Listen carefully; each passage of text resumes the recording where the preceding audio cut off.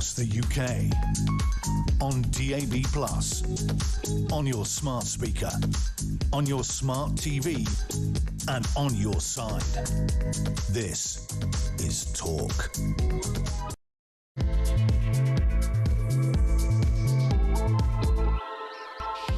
Very good evening, this is Talk. I'm Peter Cardwell. Thank you so much for your company. There's an awful lot to talk about. There's some things we can't talk about today because of electoral law. What I can tell you is there's a local election in many parts of England, there's a parliamentary election in Scotland, there is an assembly election in Wales, and you can vote for the next just about 3 hours or so, and I would encourage you to use your vote and make your voice heard. Aside from that, we're not talking about election issues, but we are talking about big things that do matter to our country and indeed the world. For example, the civil servants faking office attendance, abusing flexi time to claim 50 days off a year. I don't know about you, but I do not have 50 days off work a year. This is a scandal. We're going to get into it. We're going to talk more about it. We talked about it last night, and we're going to talk about it tonight as well. We'll also talk about the China spying scandal, a UK immigration officer among 2 men guilty of working for Chinese intelligence. There are a number of ongoing cases about all sorts of things related to that as well. We'll talk about the benefits bill. Nearly 1.5 million migrants are on benefits. Just 1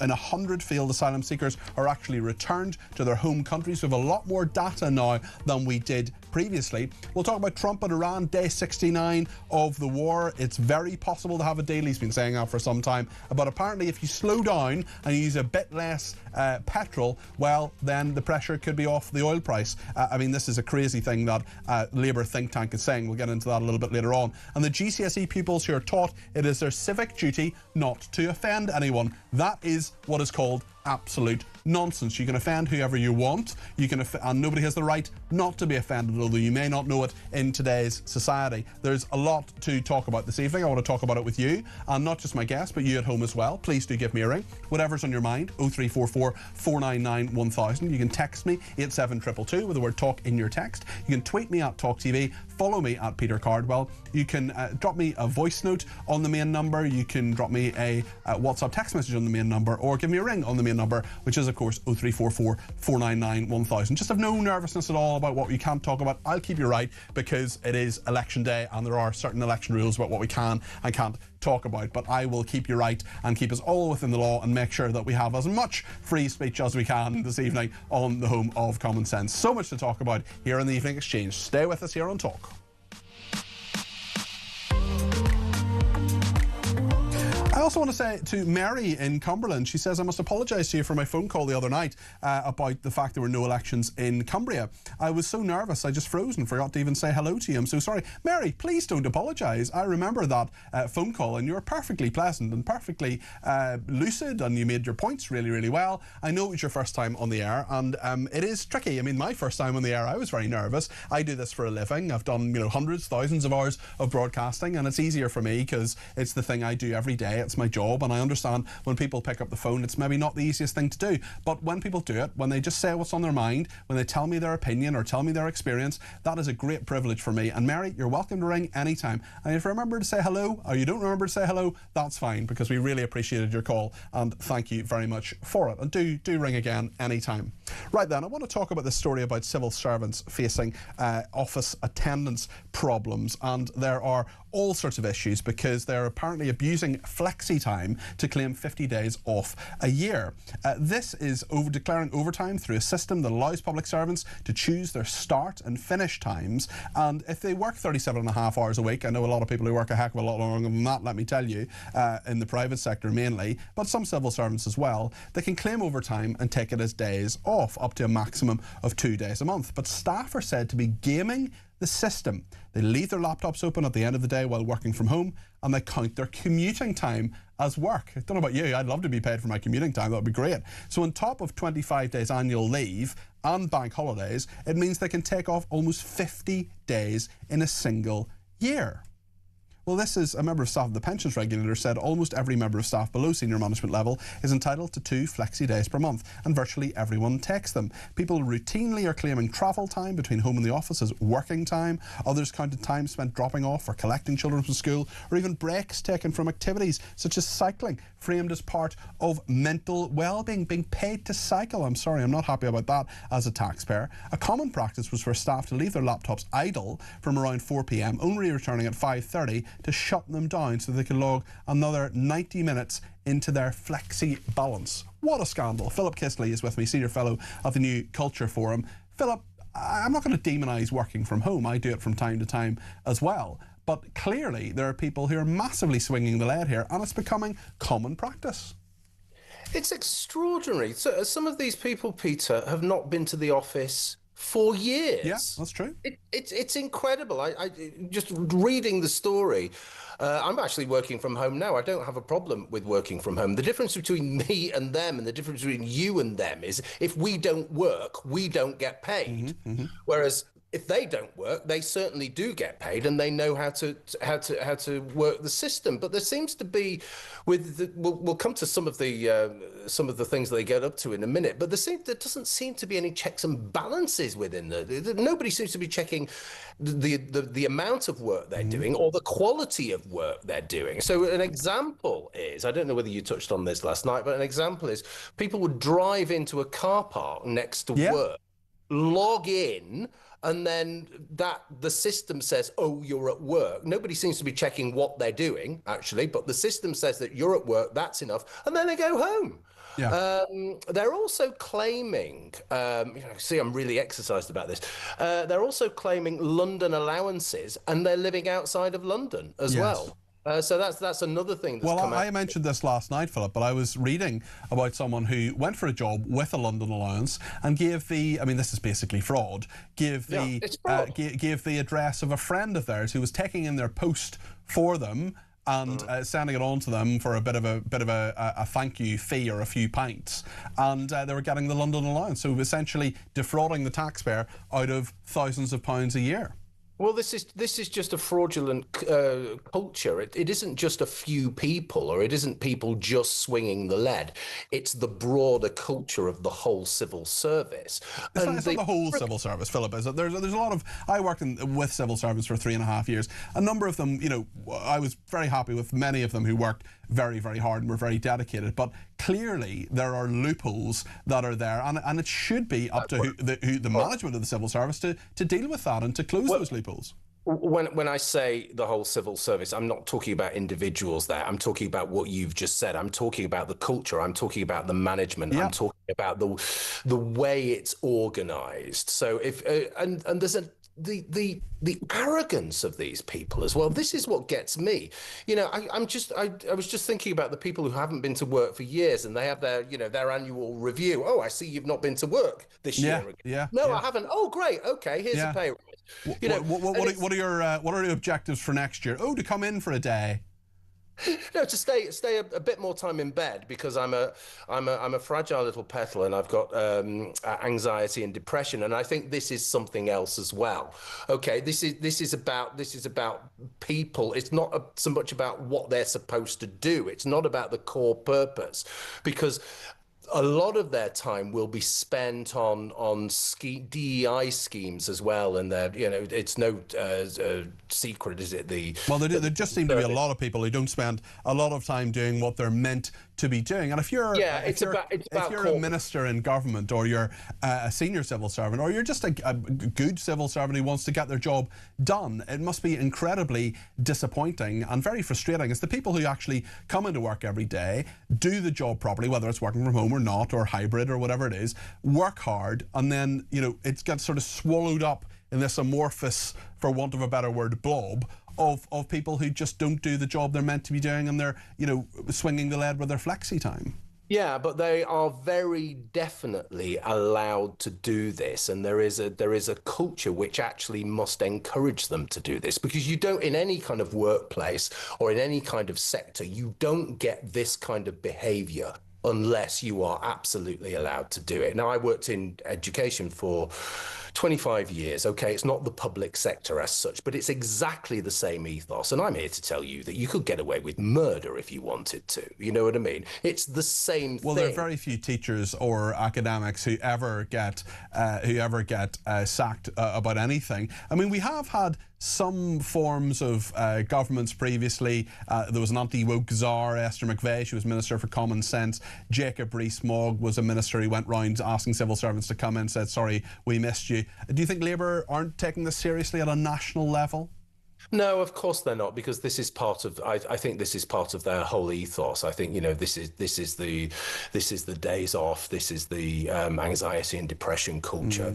It could be worse, couldn't it? You know what I mean? It could be. Oh my God, I might be non-binary. Okay, so I need to have time off work to think about that, because it's much more important than doing work. But the unions are really key here as well, Peter. There's what's the union called? It's the Public and Commercial Services Union. Now they've been lobbying for civil servants not to go to work. Get this, because of the Iran war. Brilliant.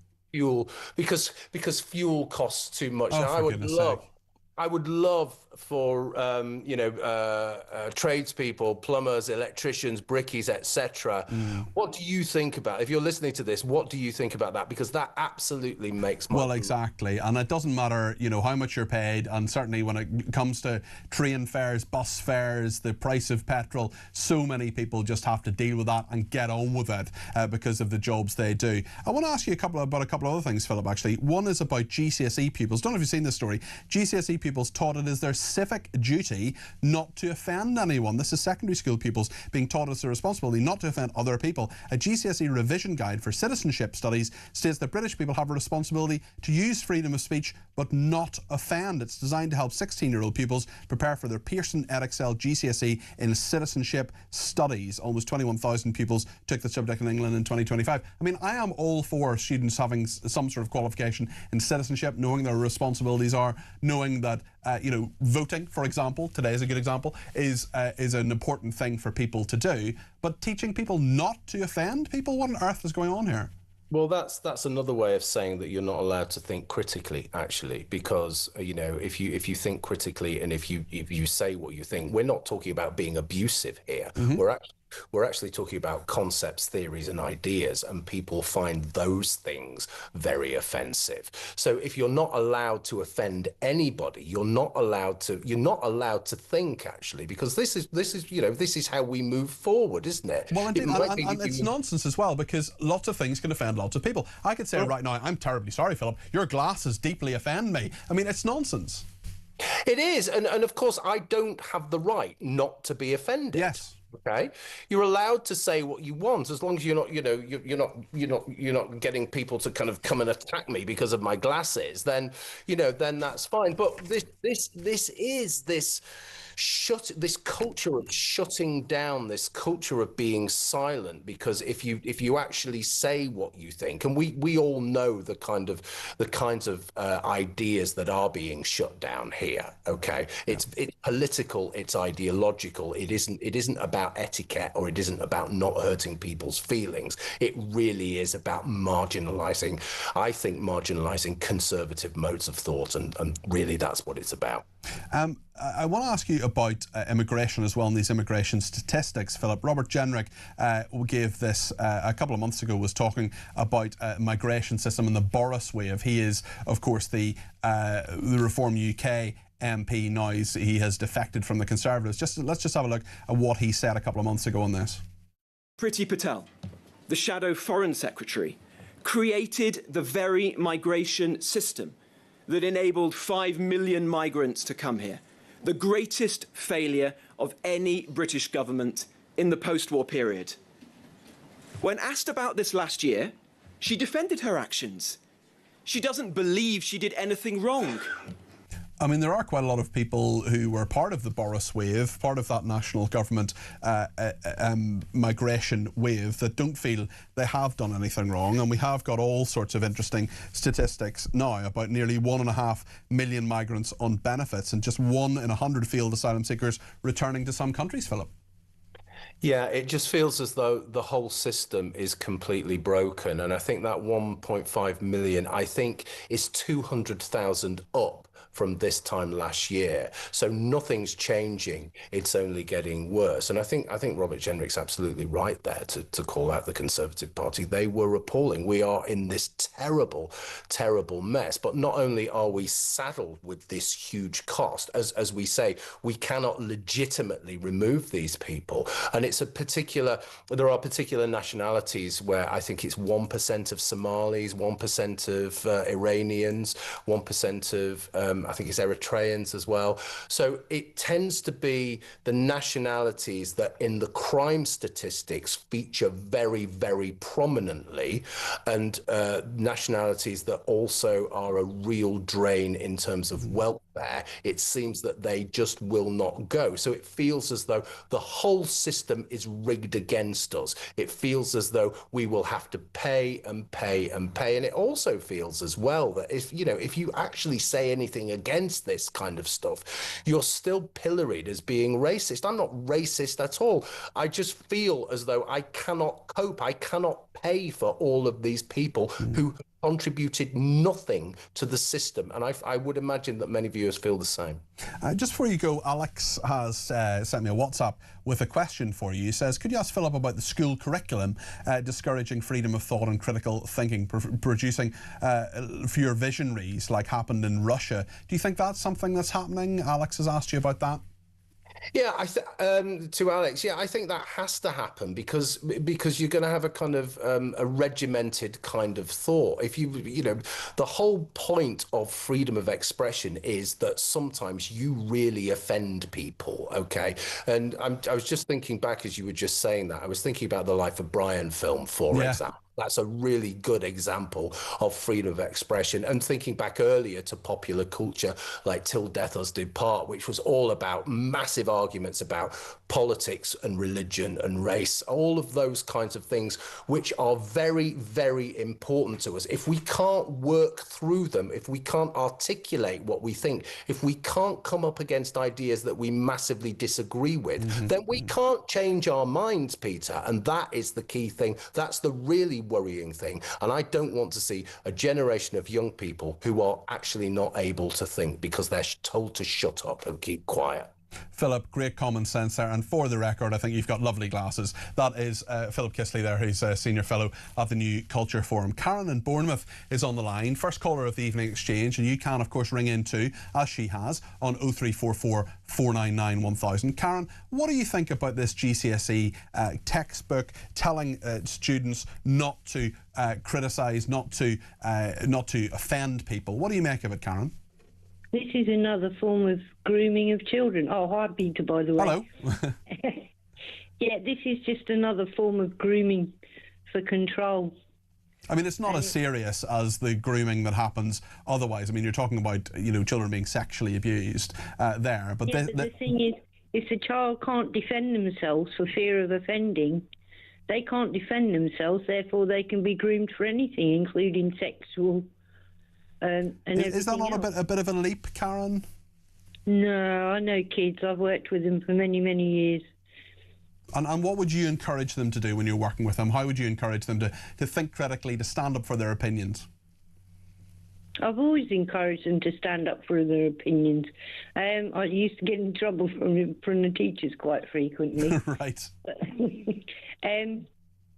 But, I mean, you have to give the child... First thing you have to give the child is a feeling of safety. You will never teach them anything if they don't have a feeling of safety. Then you give them the confidence, they can do something. I would be working with children who were 10 years old and couldn't add up to 10. And within 3 months, I had them doing multiplication, in their thousands and everything else. And that was about confidence. And I suppose through that confidence comes confidence to express your opinion as well. That's right. And it also, you can guide them in the way that they express their opinions, but to say that you cannot offend, because like you say, you can't judge if something you say is going to offend somebody else. So this is a grooming into silence. Okay. And once you've groomed them into silence, you've got absolute control. Very interesting thoughts there, Karen. Listen, thank you, Karen in Bournemouth there. And Cliff in Berkshire says, it's not just the civil service, it's rife in many areas of the public sector. The NHS has a major problem with sickness amongst its staff. Many see sickness days as a right to be taken as and when required on top of the 35 days leave, including bank holidays. When I went back into the NHS from private healthcare, I could not believe the difference in culture, says Cliff in Berkshire. Cliff, it's lovely to hear from you. I haven't heard from you in a little while, so great to hear from you again, and I hope you're very, very well. Brian says, evening Peter, I'm sure when civil servants first started, they're expected to turn up at the office. That would have been written into their employment contract. So if they refuse refuse to turn up at the office, then they should be sacked. Becca says, no politics, talk about cats. Well, we can talk about politics. We can talk about national politics. What we can't do is talk about election issues, which are to do with, obviously, the local elections in England, the Scottish elections and the Welsh elections there. So as long as we're careful, and I'd keep you right, don't worry. If you want to talk about cats, we can talk about cats, Becca. I'll talk about cats till they're blue in the face, but I think we might lose a few listeners, might head off somewhere else, and we don't want to do that.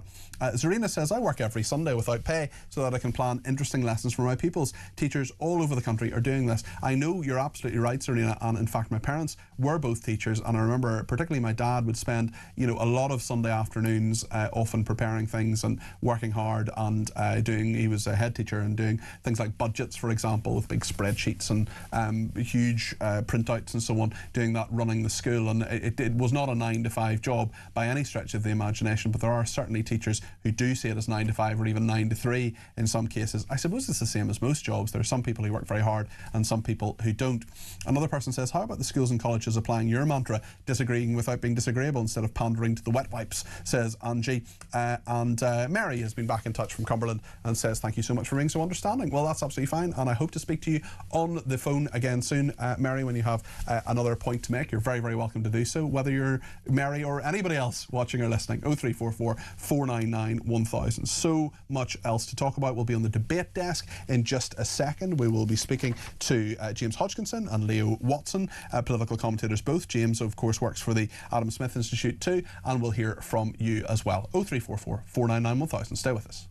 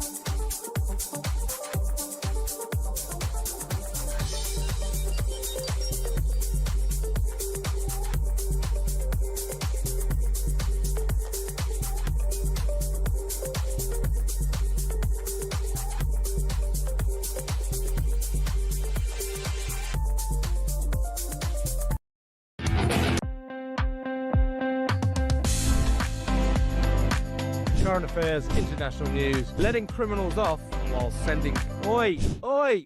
You shut up! I'm trying to record something. Stand by for 3 powerhouse hours of breaking news, challenging views. I don't give a flying damn about international law. I think people will viscerally reject this.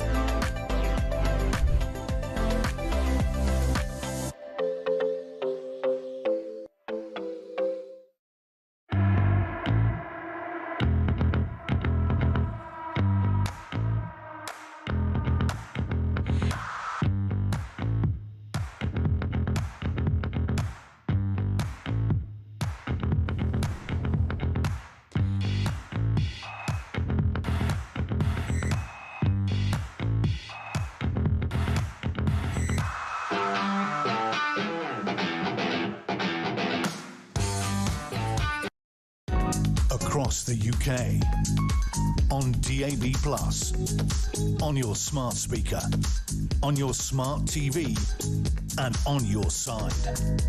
This is Talk. Well, we have a voice note from Ivor, which I'm told is a poem. We don't usually do poetry on this programme, but I'm delighted that I'm here to hear it, as is James Hodgkinson, Research Associate at the Adam Smith Institute. Lovely to see you. And Leo Watson, political commentator, who are here on the debate desk. It's a slightly different day. There's some people saying we can't discuss politics. We can discuss politics, we just can't discuss local issues, Scottish issues or Welsh issues, because there are elections going on there at the moment. We're not going to talk about issues to do with those specific things. But if you want to talk about, like, migration, for example, Iran, or, you know, big political national issues, that's okay. So we'll not get too... We'll be careful, and I'll keep you right, because I do understand the law around this. But we have a poem about the civil service, and it's come from Ivor. Let's hear it. Why not? I love all this working from home. I can get up at 9ish, and then, as I've saved on an hour's commuting, I'll get my day started by 10. And it's straight into work I plunge headlong. There are many things for me to do, like embark on the first major task of the day, which is fixing myself up a brew. It's true that I do miss my colleagues, but I never feel truly alone, with the telly on keeping me company, and family and friends I can phone. 11 now, nose to the grindstone. Gently does it though, mustn't get stressed. Though a glance at my bathrobe reminds me that I really should shower and get dressed. Gonna fire up the laptop and crack on. Gonna dive in and get my hands dirty. I firmly believe there is much I'll achieve before Loose Women starts at 12:30. But don't fret, I'm not slacking, it's lunchtime. I'll be back at the coalface by 3, though I might have to pop down the road to the shop as I need a few items for tea. I'm back now, I'm busy, I'm grafting. I've got all my ducks in a row. Yes, I know some would say that I'm shirking from home, but I'm liking this new status quo. Been working so hard this last hour that my head hurts, I'm tired and I'm queasy. So I'm making a vow right here and right now that tomorrow I'll take it more easy.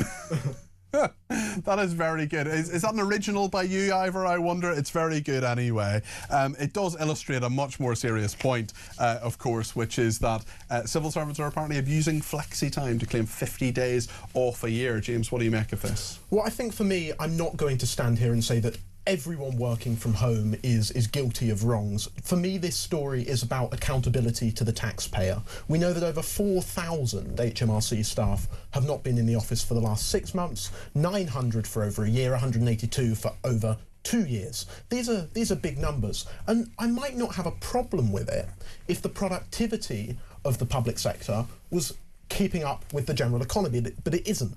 The latest figures show that it was 0.1% increase in productivity for the public sector compared to the UK-wide figure of 1.1%.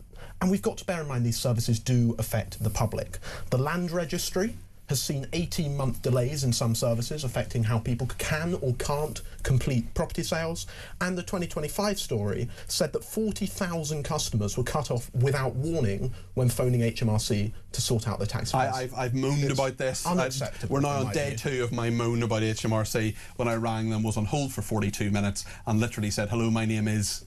and then I was cut off. So, not great. No. Normally you get cut off after they hear your name. So that's right. I mean, usually that would be... And who could blame them? Indeed. Who could blame them when they knew who they were talking to? But Leo, what do you make of this? I mean, I've actually worked a flexi-time policy like this before, and I can tell you it's a load of garbage. It's not confined to the civil service by any means, but people do absolutely take You were working flexi-time in the private sector, were you?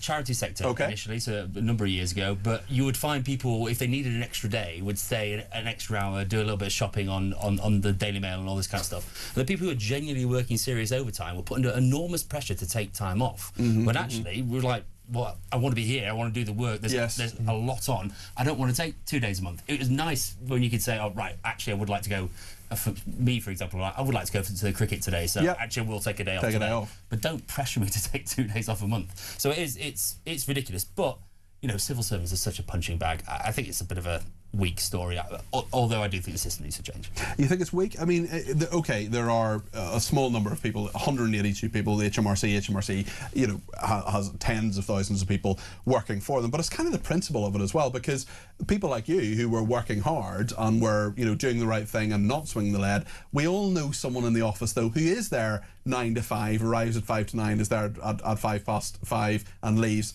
but they're useless. Whereas there are people who are maybe a little bit less reliable, I'd perhaps put myself in this category, who you know, are productive when they're there. Yeah, no, absolutely. And as I said it before, I think it needs to change. I mean, it just shouldn't be there. It's not good for work morale, as you've said. It's not good for office productivity. But it's not just confined to civil servants. It doesn't make civil servants bad people, and I don't think we should vilify them. Some of them are bad people, but some of them are really good people. I mean, I work with a load of civil servants who are extremely good at their jobs. We know, I said this actually to Philip Kisley a few minutes ago, but I'm interested in James's perspective on this. We had certain ministers, people like Jacob Rees-Mogg, for example, saying, you know, sorry to have missed you, and sort of slightly passive-aggressive messages. Do Labour nationally need to get a grip of this?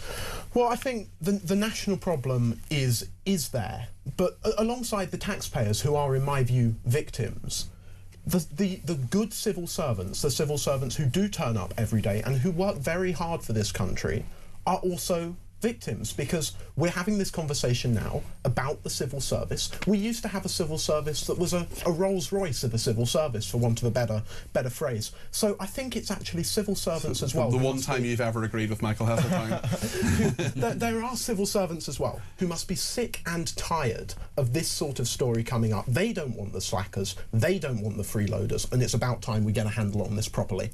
A few questions coming in that I want to answer, and a few comments as well. Penny's been in touch from Essex talking about the hantavirus. These cruise ships always have something awful on them. Not always. I was on a cruise ship a few months ago, and I think, as far as I know, everybody got off unscathed, but of course they don't tell you about the people who die. My friend actually was a nurse on cruise ships, and she said about 2 people die per voyage. I mean, when you've got maybe 5,000 people and a lot of them are very old, sadly, that is going to happen.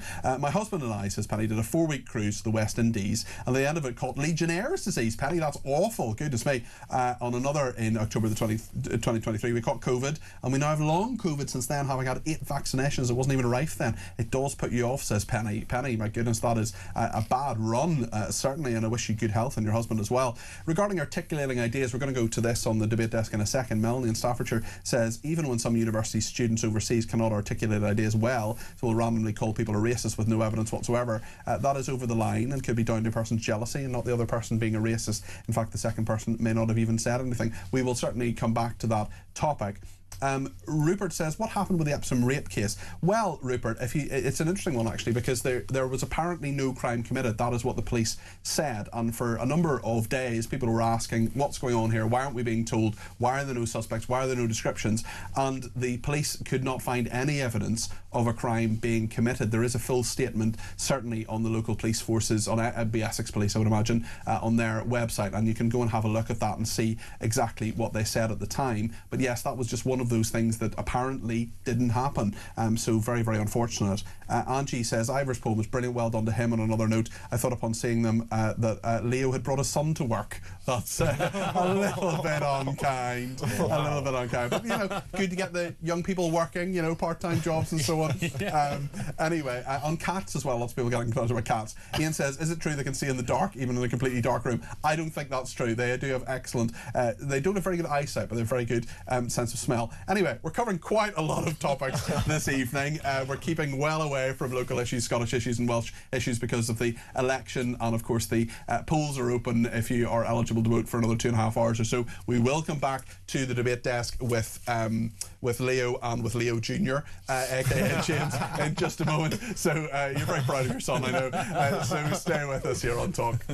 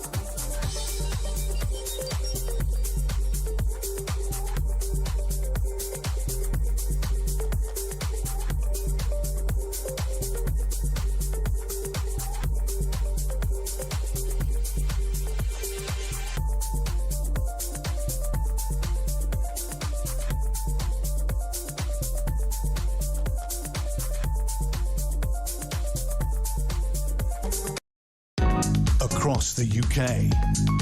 On DAB+, on your smart speaker, on your smart TV, and on your side.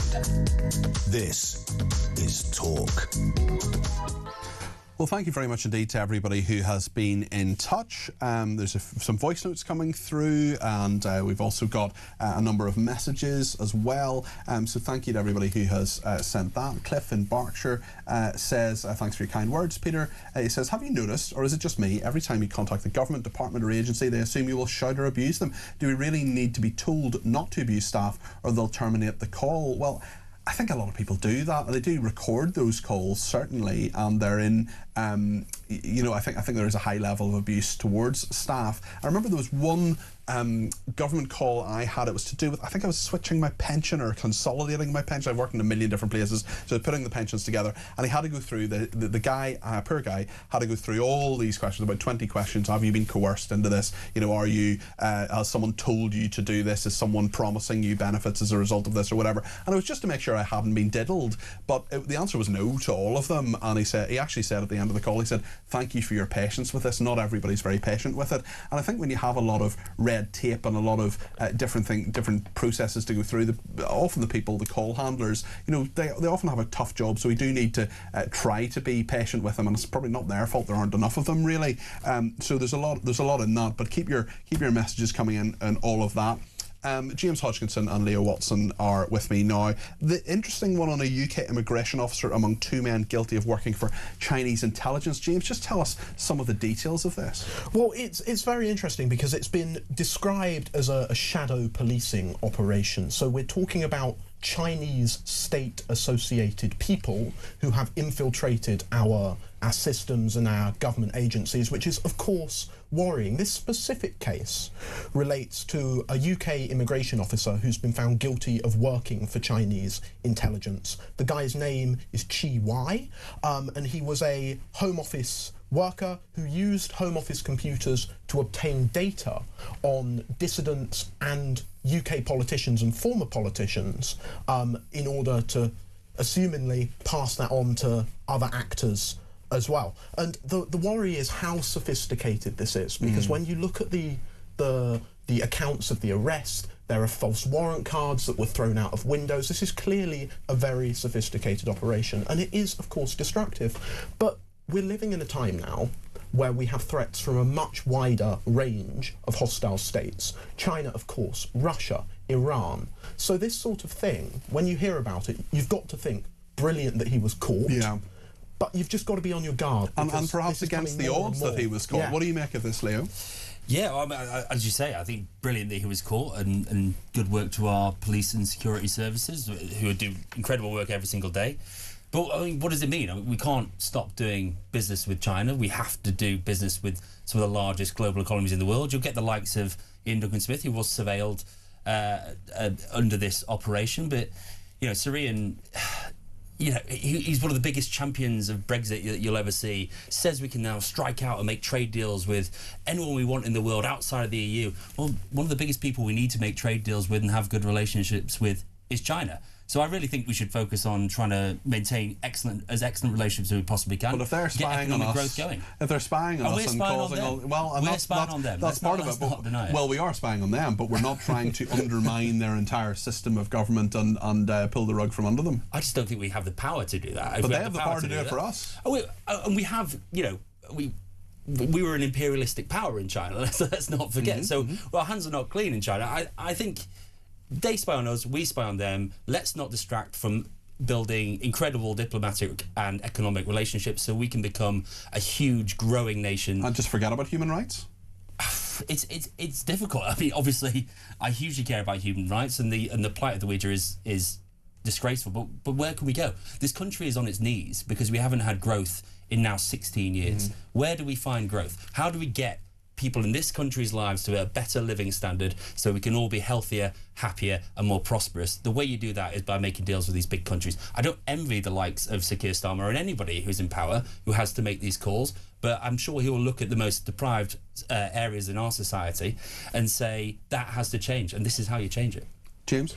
I'll agree with Leo that there's a need for a degree of pragmatism on this, but I do also think that you can quite easily separate an economic relationship which can be very functional and very effective with security and intelligence. We know up and down the country the Chinese have been operating, if you like, undercover police stations. We need to take these threats more seriously. The world is getting less stable, not more stable, and the more we can do to combat the threats China and other hostile states pose, the better. Thank you to Richard in Leicester, who says, typical Leo, it's taxpayers' money, not Leo's. No wonder this country is going down the toilet with people like him. So there we are, Richard. I thank you for that. I think we put through some nice comments, Peter. Surely I must have some fans I'm sure there are loads of them. We just haven't put through. Brian says, if it's deemed that slashing a small boat before it set sail by French police is against the illegal immigrants' human rights, then surely the French authorities are unable to fulfil their contract with the UK and should return the millions we have given them. Well, we're going to talk about immigration in just a minute. Actually, nearly 1.5 million migrants on benefits and just 1 in 100 failed asylum seekers returning to some countries. Plenty more to discuss in the final part of the debate desk this evening, right up to 8 o'clock. And if you have any comments, positive or negative, about Leo or James's views or my views or anything you want to contribute to the debate, please do lift the phone and let us know your thoughts. 0344 499 1000. Stay with us.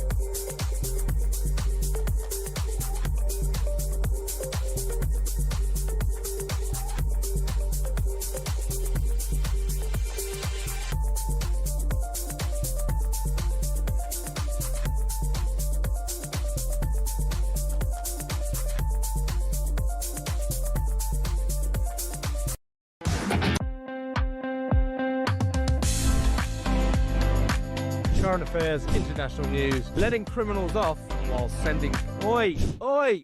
You shut up! I'm trying to record something. Stand by for 3 powerhouse hours of breaking news, challenging views. I don't give a flying damn about international law. I think people will viscerally reject this.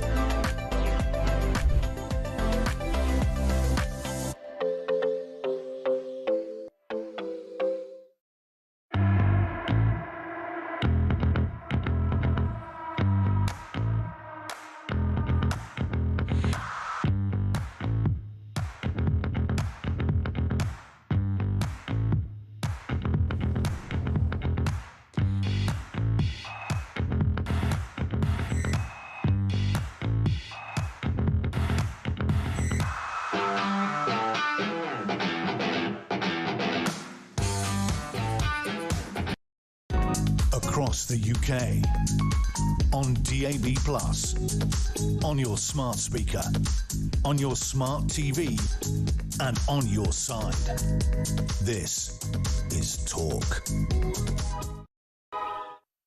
Thank you to everybody who's been in touch. Brian, who has made this point that we talked about a second ago about slashing police boats. We'll go to that now, actually, with James and Leo on the debate desk. James Hodgkinson and Leo Watson. Nearly 1.5 million migrants on benefits, and another story that suggests just 1 in 100 failed asylum seekers return to some countries. How concerned are you, Leo? I think I always have to be the voice of the tofu-eating wokerati, so I'm going to give it a go. Go for it. I think it's important to remember that a huge proportion of people on universal credit are in work. I think so. Let's have a chat about how it's not the majority, though, but a huge proportion. Okay. And let's have a chat then about how much we pay our care workers, how much we pay our nurses, how little businesses are prepared to pay, how much they stink and squeal every time you put up the minimum wage.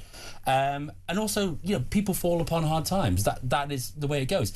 If these migrants have come into our country legally, jumped through the ridiculous amount of hurdles that you have to do, facing an impossible system, then they pay in, they do their work, they do their time, they fall on hard times and they need a bit of support. Do we say, no, you don't get it because you're foreign? I don't think that's how this country should work. But that's not what all of them are thinking, is it, James? Well, I see these headlines, and what I think is that the social consent around migration, both legal and illegal, is now starting to break down. And I think the reason why that is because the border is so out of control. What we've got a situation with now is that people are so angry about illegal migration that they want to go after all of the legal migrants who have ever come into this country. Well, I see it with callers and with texters to this show, or viewers and listeners, who I think attitudes, I'm not being critical here, I'm just being, this is just an observation. I would say over the 5.5 years I've been doing these programmes that attitudes have hardened, certainly, when it comes to illegal immigration, certainly. That's always something that people have had strong views on, and I have strong views on. So do I. When it comes to legal migration, there are far more people saying there should be net zero migration. I personally think that's probably impossible, probably impractical, but nonetheless, there are so many people who say, look, there's the thing they're complaining about is the problems with their getting a school place, getting a home, especially for their children as well. Various things that are simply to do with there being too many people in the country. And if we're seeing 1.5 million migrants on benefits and just 1 in 100 failed asylum seekers returning to some countries, well, that is going to fuel that, isn't it? People are going to say, well, this isn't fair either. Absolutely. And in my view, the way we tackle legal migration, and the only point where we can have reasonable conversations around that, is when we have secured our borders. I think most people would agree that securing the borders and stopping illegal migration is a really, really important first step. Are you most step. people, Leo? Oh, absolutely. I would love to stop illegal migration, but I think one of the ways you have to do that is by completely reforming the system and allowing a legal path into this country, which there currently isn't one unless you live in Hong Kong and you're fleeing persecution from the Chinese.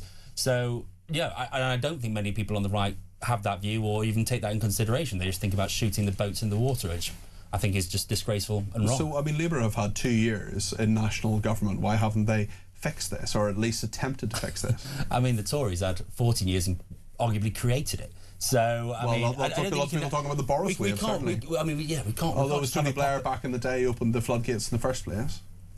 He did. Opened the floodgates. And the Windrush opened the floodgates as well. No, that's not the same thing. That's not the same thing. Yes, it is. That is not the same thing. It's an uncomfortable truth that people on the right don't want to talk about. What? Don't want to talk about Windrush? Yeah, absolutely. They don't want to say Windrush is a good thing. I'm very happy to say Windrush was a good thing. You are now. In 50 years' time, they'll say, actually, all the migrants who come over here... We knew who was coming with who Windrush. Are our nurses. The Windrush generation... Hold on. Who are our care workers. You're not going to characterise me that way, Leo. I'm not characterising you. I'm characterising the Windrush generation contributed a huge amount to our economy, to our society. I know there are lots of immigrants who do that, but if you're coming here illegally and you are... We don't know where you're from. We don't know what your background is. We don't know if you have a criminal record. We don't know anything about you. You're going into the economy of slavery, of not being treated properly, modern slavery perhaps, car washes, barber shops, whatever it is. I want there just to be some system around that. Oh, me too. And this is the problem. We create the hostile environment so people don't want to come. So there is no system. They're still coming. They're coming every day, Leo. They're coming every day. They're coming across on the boats. Well, absolutely. And they could come across through legal routes, and we could look after them properly and process them properly. They don't have to come. Nobody. But what would you do for your family if you were under persecution? What would you do for your family? You're not under persecution in France. What would you do for your family to give them a better life? You're not being persecuted in France. Is France a more racist country than Great Britain? That doesn't mean you have to come across on a small boat. But you have the right to go wherever you want. No, you don't. You do have the right You to go don't. wherever you want. As an asylum seeker, you have the right to choose where you want to go. But you are coming illegally on a small boat. That is an illegal act. They are perfectly entitled to go wherever they want to go. They don't have to stop at the first border. They don't have to stop at the first border. I have relatives in Australia. It would be lovely to go to Australia and live there and say, I'm not going to contribute to that economy. I'm going to take benefits and I'm going to live with them and I'm going to do nothing. And that is what some people think is here for them in Britain. I can't do that because Australia has control of its borders. I think actually you could, if you wanted to go across in a dinghy and take your chances. You could absolutely do that. They've cracked down on that rather substantially. Let's talk about another issue, which is about GCSE students being taught it is their civic duty not to offend anyone. Just before we get into this, I want to hear a voice note from Elisa from Chelmsford, who sent this in. Yesterday was nursery children who were going to be reported for racism, etc. Today, it's GCSE students who are going to be taught not to offend. Why don't we just all walk around with a bit of masking tape on our mouth? I mean, it's a fair point. Secondary school pupils are being taught it's their responsibility not to offend other people. GCSE Revision Guide for Citizenship Studies states that Britons have a responsibility to use freedom of speech but not offend. It was only a few years ago you were doing your GCSEs, James. Me too. Sorry, yes, of course, both of you. And of course, James, you never offended anyone as a 16-year-old. What if you had a few years ago, if you'd seen this in a textbook, what would you have done? Look, it's utter nonsense. Fortunately, Citizenship Studies is not a particularly popular GCSE.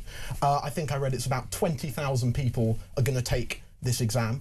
What gets me and what I think people forget is at 16 you do have views, you are passionate, you are opinionated, you will offend people. If your education is good and if it's pluralistic, debate is quite natural, and it contradicts directly what Bridget Phillipson has said about universities in 2025, and I'll quote her if I can. Academic freedom is much more important than the wishes of some students not to be offended. And that's a direct quote from Bridget Phillipson. Education starts young. People remember habits. You teach people not to offend when they're 16. They'll think that's the case when they go to university, and boy, oh boy, will they be in for a shock. Leo? I bet some of your viewers wish I had some masking tape over my mouth. I think this is just a classic story, and I think we're getting upset over semantics here. I think it's not semantics. It's in a textbook. People are being taught not to have opinions. It's loose wording in a random textbook. I think people should absolutely be taught to disagree and disagree respectfully. After all, that's what we do here on talkTV. That's something you're really proud of. Disagree without being disagreeable. Exactly what we've been doing today. So I think that should have been the wording. And I think that's what they're trying to get at. I just think in a random textbook written by probably like somebody James's age, they're just smashing it out. So your argument is basically, Leo, if I'd written the textbook, it would all be fine. That's essentially it. Yeah. Absolutely. We can agree on that. We can agree on that. It is. I mean, on a serious note, it is pretty worrying that it's anywhere in any material for children. The Shadow Education Secretary, Laura Trott, says it's utterly wrong-headed to teach children they have the right not to be offended. Schools should be places where ideas are tested and debated, not repressed. I mean, what was your school like, James? Were there lots of times when people could disagree with one another? Was debating and kind of having healthy disagreements about things, was that something that was encouraged? Was it a private school, James? well, look. Just asking for a friend. That's not his fault. That wasn't his decision. It's not anybody's fault. Just salting that chip, that was his parents' decision, not his. So let's not hold them responsible for it. Were you privately educated? Was I? Okay. What I will say is that my school, I was very fortunate that we had debating offered to us. We were coached in debating and public speaking. We were encouraged to take stands politically. I started a politics society to encourage people to do exactly that. And it's important to remember that schools have safeguards built in. If someone is offended by something that someone has quite legally said, then staff are there to support them. Staff are there to go, you know what? Everything in school is an education. If you get offended by someone, it's an education in how you respond to that, how you use that to grow your resilience. That's the way that speech was always regarded throughout my education. I'm lucky that that was the case. Okay. Sadly, for people right across the country, it's not always like that. Leo? Yeah, I mean, me and my mates, we created a campaign to bring back Whisper Golds in the canteen, so I know exactly what you're talking about. Behind that. Yeah. I'm behind that. Oh, yeah. mate, it was big. It was big. Whisper Gold. So what happened with the Whisper Golds? These are, just for people at home who may not know what a Whisper Gold is, they're like a Whisper, but they've got an extra bit of caramel in them. Why were they withdrawn? Woke nonsense. Bloody It's in a textbook. Lefties doing what lefties do. Yeah. So, I had to find They the didn't power. like the gold because that meant rich people. And they don't like rich people. They don't like their hatred of the billionaires meant that Whisper Golds were taken away. So I was an aspirational socialist at this time, hoping for bigger, better things. I've changed my ways since then. Whisper-rational. Tell me about... that was a really bad pun. So did you get them back? That's my question. We did not, no. Which about sums up my political career. Right, okay. Goodness me. Well, listen, this is the story about GCSE Revision Guide for Citizenship Studies stating that Britons have responsibility to use freedom of speech but not offend. So what do you make of that? Let me know your thoughts. 0344 499 1000. On this final story, just we've got a couple of minutes left before we go to the news. Lower speed limits could help stop Iran war damaging UK economy, according to a Labour think tank. James, what do you make of this one? Well, we can't be doing this. It's quite obvious that the Iran war is an utter mess and it is going to wreak havoc with our economy.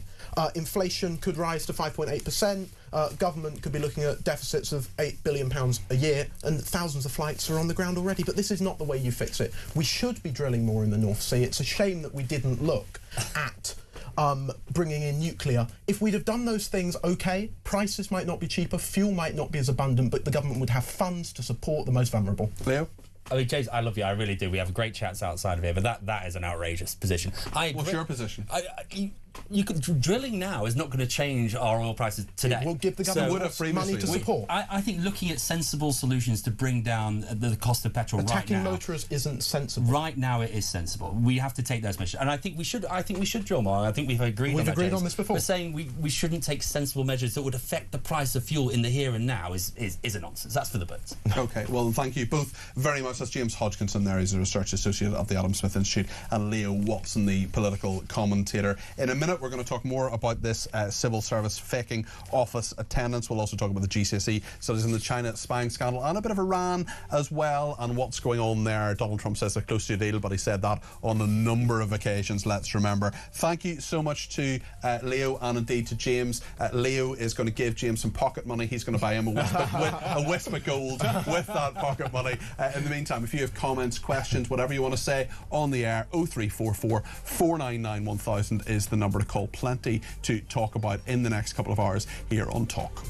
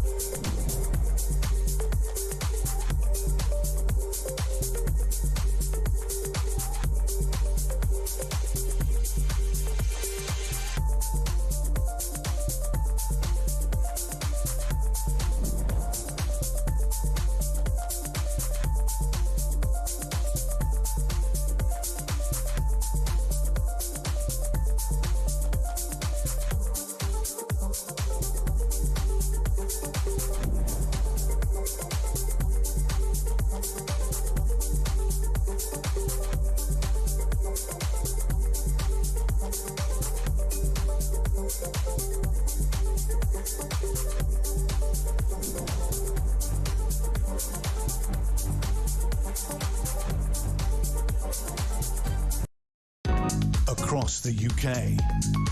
On DAB+, on your smart speaker, on your smart TV, and on your side. This is Talk.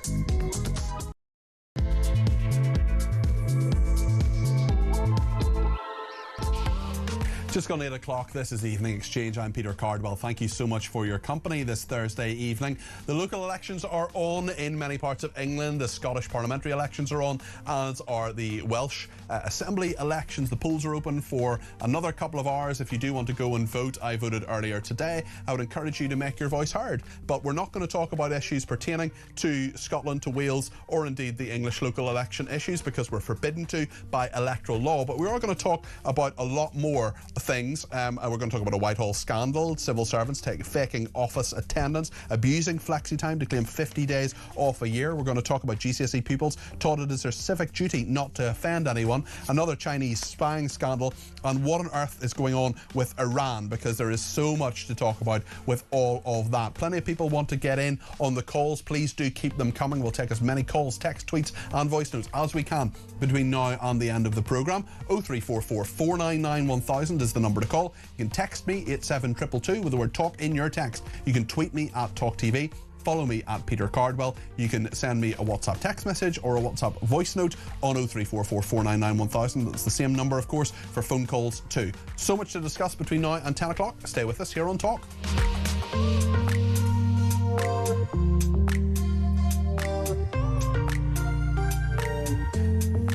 Let me just go through some messages. Lenny says, my experience with civil servants is unbelievable. When I came up with an idea to reduce crime, civil servants tried to debate it with me. Lots of other people saying about working from home as well. Mark says, the only reason I can listen to the radio is because I work from home. Another person says, in the NHS, I was far too productive. It went against me when my manager and my colleagues didn't like me being too efficient. It made them look bad. They didn't like it. Listening to colleagues say how much they hate the UK, online looking at business opportunities abroad while working in the NHS, falling asleep at their desk, eating junk food, slating everything bad about the UK in full view of other colleagues. The management allowing it. That's just one person's experience there. Angela says, good evening, Peter. Looking forward to hearing about the Chinese spies. I've enjoyed a politics-free day. In fact, your friend Jeremy Kyle positively enjoyed it too. By the way, he was laughing. Certainly Jeremy seemed to have lots of fun on his show this morning. Helena says, how is your guest claiming that the UK is hostile towards migrants when 1.5 million are on universal credit? Lots, actually, on what Leo Watson was saying there. Quite a number of people getting in touch about him. And Robin Portsmouth says, love your shows, and we've spoken in the past. Hi, Rob. James is so out of order comparing Blair opening the doors to migration and the Windrush invitation to British citizens of the Commonwealth. I think that was Leo rather than James, actually, Rob. These people were proud members of our community. They'd also fought for this country and were invited here. Lorraine says Leo's snide comments about James Hodgkinson's education simply illustrate the politics of envy and why this country is in such a mess under such ideologies. Freedom of choice from hard-working parents who choose to pay for education is a right nobody has to remove. Well, Lorraine, I think that's a very, very good point. I was educated in the state sector, but a lot of my education was very similar, actually, under the grammar school system in Northern Ireland to many private schools in England. I would never judge anyone as to where they send their children to school. It's a big live issue, especially with VAT on school fees, which is a big issue in the election 2 years ago. Still an election issue now, I would imagine, with the next general election, not a local election issue, so we can talk about it if you want to. If you want to give me a ring about that, 0344 499 1000. But I want to talk about this Whitehall scandal, day two really, of civil servants faking office attendance, abusing flexi time as it's called. So you work a little bit extra and then you can add them all up and get up to 2 flexi time days per month. And some civil servants claiming 50 days off a year. Now, I, as you may know, was a special advisor. I worked with civil servants for 3.5 years. I also years ago did a civil service job, a summer job for 2 summers in the civil service. I saw some good stuff, some bad stuff. I saw a lot of civil servants who worked very hard and some who didn't work very hard at all. Callum McGoldrick is Investigations Campaign Manager at the Taxpayers Alliance and is with me now. Callum, good evening. Good evening, Peter. Thank you very much for having me on. What do you make of this story? Because I don't want to demonise a load of civil servants who are working hard, but clearly quite a few of them are not working hard, and some of the practices that some are doing, such as not logging out for maybe an hour and a half after they have stopped working to get that hour and a half added to their flexi time, that all adds up and then they can take a day off. I mean, that's just fraud, isn't it? Well, it's very interesting that you mentioned to not demonize all of them, and also your the person that wrote into you saying that they felt demonized for actually doing too well. Because quite often these stories are actually coming from whistleblowers within the civil service, who, Yeah. or from the Quangos, who I imagine are feeling quite frustrated that a lot of their colleagues are not pulling their weight, which then inevitably means that they have more to do. I think bluntly, yes, it is obviously fraud. I think they're claiming that they're working when they're not, and then taking time off that they should otherwise be working. And really, it's taxpayers then that are having to deal with services that are declining as a result. My problem, and it was my problem as a special advisor as well, was where is the accountability here? Because unlike the politicians, unlike the special advisors who lose their jobs very, very quickly, people can be voted out in elections, reshuffles can happen, lots of things can happen. Nonetheless, with civil servants, there is a lack of accountability here. Yeah, there's a massive lack of accountability, and it comes from the fact that this is, even though there are sort of directives from the government, there are directives from civil service bosses, the mandate 60% of the time spent in office, which really isn't even that high, is being sort of completely routinely ignored. And you think, well, who is actually in charge of this? So it's like possibly some middle managers are also sort of gaming the system a bit, but really there is no accountability going on whatsoever. Yes, it's a very good point, Callum, and I do wonder about the people who haven't been, in some cases, in the office for even two or 3 years. There may be good reasons for that. People may have become disabled, for example, but not that many. And I do wonder what those people think, how they think they're providing value for money for the taxpayer, but also how they can be encouraged back into work and what the safeguards are there for the taxpayer, not to be focused completely on the civil servant, but actually to say, hold on a second, the taxpayer's paying your wages here, and if you're not coming in, and if you're not doing the job that you're paid to do, well, you should no longer be paid for it. No, absolutely. I think the best case study here is HMRC. They have just over 70,000 staff, 4,000 of which haven't been in the office for at least 6 months. It's a few hundred haven't been in for at least 2 years. This is at a time when 44,000 taxpayers were cut off after an hour on hold. So it's obviously a reduction in service going on alongside the amount of people that are off or out of the office for long term. And I would really struggle to believe that all 4,000 of those are for completely legitimate reasons. Yeah, it's a very good point. I wonder as well whether there should be more accountability from those elected people within this as well. Jacob Rees-Mogg for the Conservatives tried to do it. Labour in national government for the last couple of years. Can they get a grip of this, do you think? Do they want to?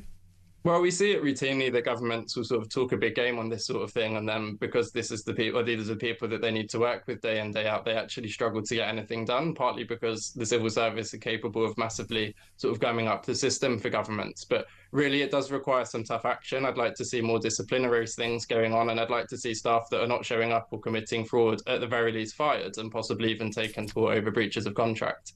That I think is probably unlikely to happen, especially with the power of the unions as well. I mean, one union we were hearing about earlier on wanted to stop people coming into work at all because of the price of fuel. I do wonder how, so there must be so many people in the private sector who are watching this, and indeed civil servants who do their job properly, or people in the public sector who do their job properly and work very, very hard, and there are many of them, who will just be thinking, hold on a second, if there's no sanction for this, if there's no accountability for this, why would I bother? Why would I turn up to my job in the civil service bang on 9 o'clock? Why would I stay there maybe to do a little bit of extra work that needs to be done just to finish off a project, or to have that extra meeting or that extra phone call? Why would you bother? And I'm sure there are many people who have gone into civil service jobs with very, very good intentions, and then they've seen bad practices, seen what other people get away with, and thought, well, if there's no sanction for that, why don't I just do it as well? Well, yeah, and like we said earlier, we're seeing a lot of these stories, as well as from sort of FOI requests, are coming actually from whistleblowers within the civil service. I think this just speaks to the fact that it must be incredibly frustrating to work there when you know that sort of you're having to pick up the slack for people that are obviously gaming a system.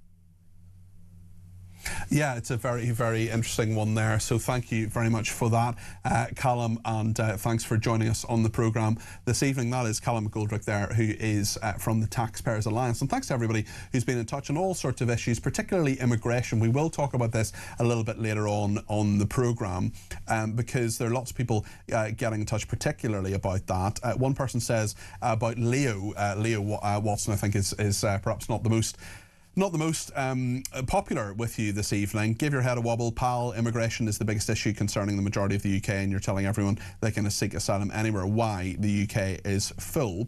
Mal says, here's an idea, time limit benefits. Nobody can claim unemployment benefit for more than 3 months. Illegal migrants cannot claim benefits, full stop. Legal migrants can only come to the UK if they have guaranteed jobs. So thanks, Mal, for that. Interesting one from Neil about Switzerland. It says, Cardi P, can I give you a living and breathing example of paying benefits to foreigners? I'm a Brit living in Switzerland for 25 years. Trust me, I've paid lots of tax. But as someone who has a right to permanent residency in Switzerland, I'm entitled to benefits exactly the same as a Swiss person. But the key thing is you have had to contribute. That's how it should be in Neil's view. So what you're suggesting is that as a Swiss national in the UK for 25 years who's paid lots of tax, that I should not be entitled to anything. How is that fair? Target those who've contributed zero, says Neil. Ivor's been back in touch, the guy who wrote the working from home ditty, that poem. He says, thanks for playing it. Yes, I wrote it, says Ivor. I'm sure it was all your own work and not Ivor. Ivor, it was very good, actually, and I wonder if you could do me a favour, if it's easy to do this, and just copy and paste it into a message and send through the wording of it, because I would very much like to perhaps post it online. It was very funny and very good. Sarah has been in touch from near Plymouth and said, I could argue that living in a much warmer climate would aid my mobility. I have cerebral palsy. Hot weather reduces my joint pain. Could I claim asylum elsewhere? I wonder whether British people doing so would embarrass a UK government of any party. What about women and children who are leered at by asylum seekers from some cultures? Could those families claim asylum outside of Europe? Well, listen, thank you for that, Sarah, near Plymouth. Appreciate that. And Alex in Cardiff says, on Elisa's message, Elisa's voice note that we heard a little bit earlier on in the programme, we have wrong-think, Elisa. 1984 isn't a work of fiction. It seems to me that it's being used as a textbook by more enlightened people, and we don't understand because we are obviously too stupid to realise that, of course, nursery children can be racist, says Alex, I think, with his tongue in his cheek. There are all these kind of issues, particularly about children. Can toddlers be racist, for example? And also, are we, we're teaching GCSE students not to offend people and to say the right things. That's something that Grace in London has some thoughts on. Grace, I must apologise to you. We tried to get you on the show last night and we just ran out of time, so I'm delighted you gave us a ring back today. Tell us your thoughts on children. You don't need to apologise. It's very kind of you to put up with me in the first place. It's well, you're always welcome on this show. What would you like to say about children saying offensive things? I think, first of all, I suspect that many kids are going to want to say things that might be considered offensive, irrespective of what textbooks say. A lot of kids, I think, might not be. 16-year-olds don't. Are you saying 16-year-olds don't always do what they're told? Yeah, indeed. But indeed, it is important that kids understand that they have a right to say things, even if some people find them offensive. And it's also good to, I think, encourage young people whilst they're growing up not to be offended so far as they can help it. I remember when I was bullied in primary school, one of the most helpful things I was told by a teacher was just not to let what other kids were saying worry me, although it's easier said than done, but to aim not to be bothered by what they're saying. And so I think to impart the message to kids that if people are saying things you don't like, the best thing is to try not to be offended and just get on with other things. I think that's good. But it's also probably not good to seek to be offensive deliberately, and I think that can happen sometimes. So it's probably kind of getting that balance. But it is definitely an issue of balance. You're absolutely right. I think it's a tricky one too, when we're saying to children you've got to be resilient, but also don't offend other people. I mean, there are loads of opinions that everybody has that will offend other people. I'm sure I know for a fact, because I'm on Twitter every day, that there are loads of opinions I have that offend many people, and many people tell me about how offended they are about that. But they don't have a right not to be offended. And some people certainly, I mean, I come from Northern Ireland where quite a lot of people go out of their way to be offended. Sometimes some travel long distances to see things that offend them. And I just, it is a deep balance, certainly, but also I think to say don't offend people or try not to offend people as much as possible, I think that's actually quite sinister. Yeah, I mean, your guest earlier mentioned The Life of Brian, and it reminded me of that scene in Father Ted where they're protesting about, you know what scene I mean? The crying game. Down with this sort of thing. Careful now. Yeah, and I just thought actually that's not particularly helpful. As Christians, we shouldn't be offended if other people think we're mad. And ironically, in Father Ted, the point was dealt with brilliantly because The Crying Game then became the most popular film that had ever been on Craggy Island, and loads of people went to Craggy Island Cinema to see it. And I think that illustrated perfectly how sometimes saying, you know, the sort of what they call the Streisand effect, you know, don't look at this, means that everybody will look at it and, you know, be offended or just engage with it in some way. Indeed, and I mean, with the life of Brian, as a Christian, I'm not offended because it doesn't actually change anything about Jesus himself. Jesus offended people a lot because people didn't want to hear that they couldn't save themselves, that they needed salvation through him. And so there are lots of things that are more important than whether or not we feel offended. We have to seek truth, and kids at school, they need to be hearing about facts. Well, they need you're absolutely right. Feelings. They need the unvarnished truth. I don't know if I ever told you this before, stop me if I have, Grace, but my pastor at my parents' church, I once asked him, and I said, what do you think would happen if, how do you think people would treat a guy who came in, you know, wearing a long dress, with long hair, pretty unkempt, 12 of his mates with him, who said, yeah, hiya, I'm a Jew, but I'm actually, you know, the Saviour, Jesus Christ. How do you think they'd treat him? And his answer was perfect. He said, exactly as the Pharisees did. I just thought it was a brilliant answer. Absolutely superb. That's a very good point. I mean, Jesus was a pretty radical person. Grace, lovely to talk to you. Thank you for your call. Grace in London there. David in Leicestershire says, Leah was yet another offensive lefty. We're all racist. He can't answer why these immigrants come from France, a safe country. He says they have a right to go wherever they want, and we have to look after them. They are simply scroungers and economic migrants, bring no value at all. In fact, many are criminals, unlike Windrush, who came to work. They knew they wouldn't get benefits. These lefties need to go, says David in Leicestershire. Jill is in Cornwall and has some thoughts on what Philip Kisley was saying a little bit earlier on. Jill, you're very welcome to the programme. What would you like to say?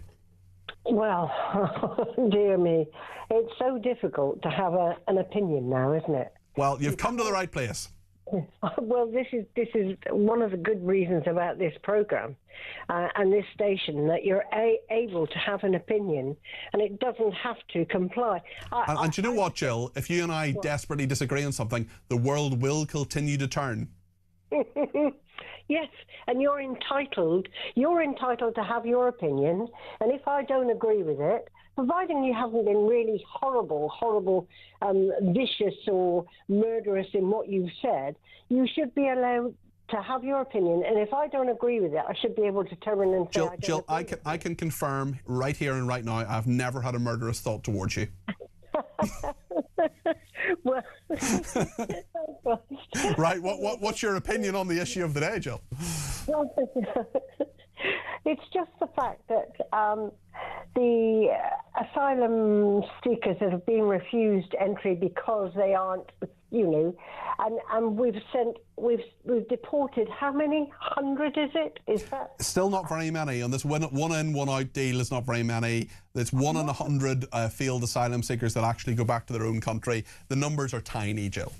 I'm just angry with the fact that we pay these people in these departments to work out situations that I don't have any right over. I can't do anything. They've got the ability to do something.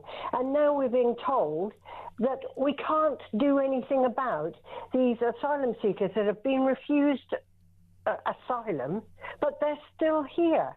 What is wrong with this country? Well, it's just basic stuff, Jill, isn't it? It's why can't we just get the basics right, and then we can start focusing on the complicated stuff?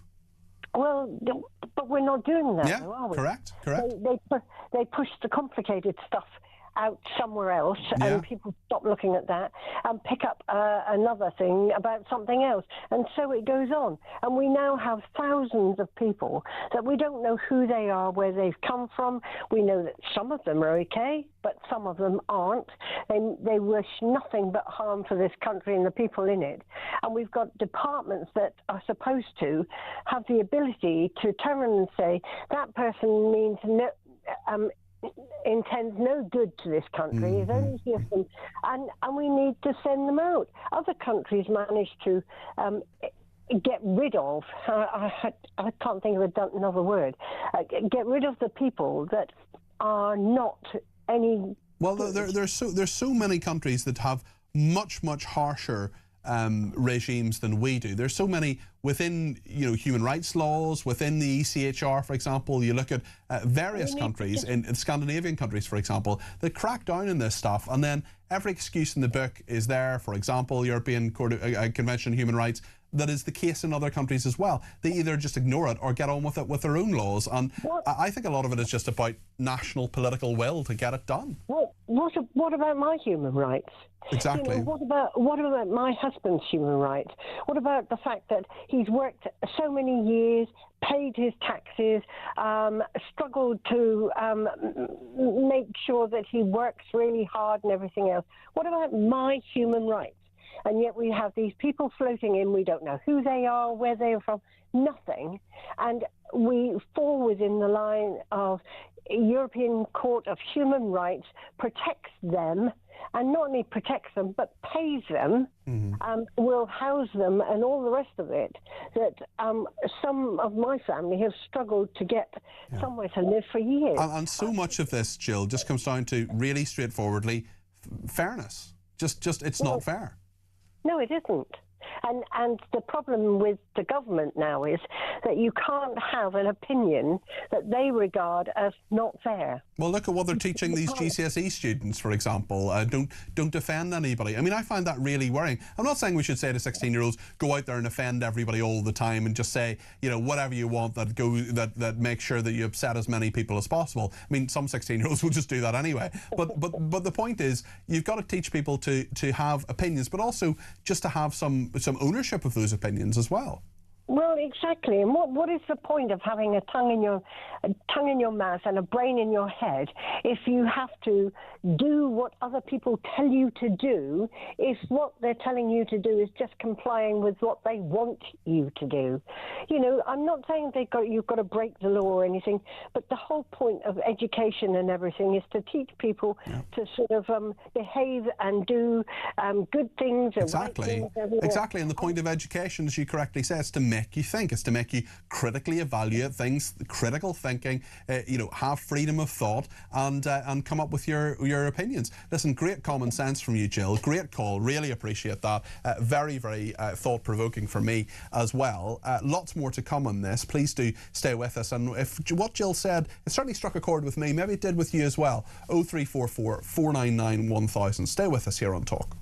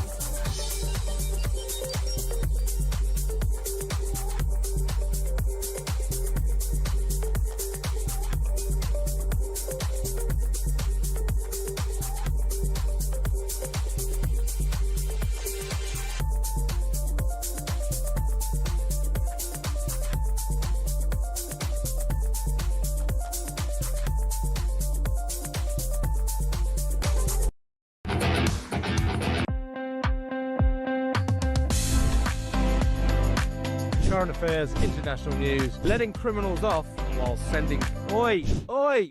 You shut up! I'm trying to record something.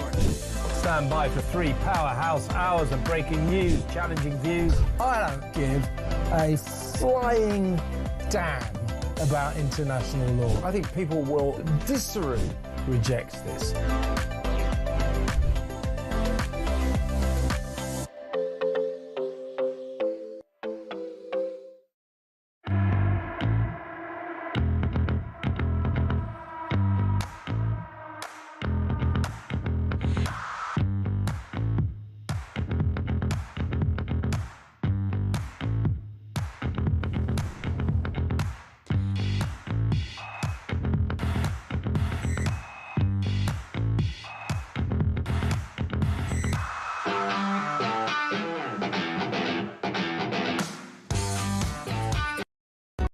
Across the UK, on DAB+, on YouTube, on your mobile, and on your side.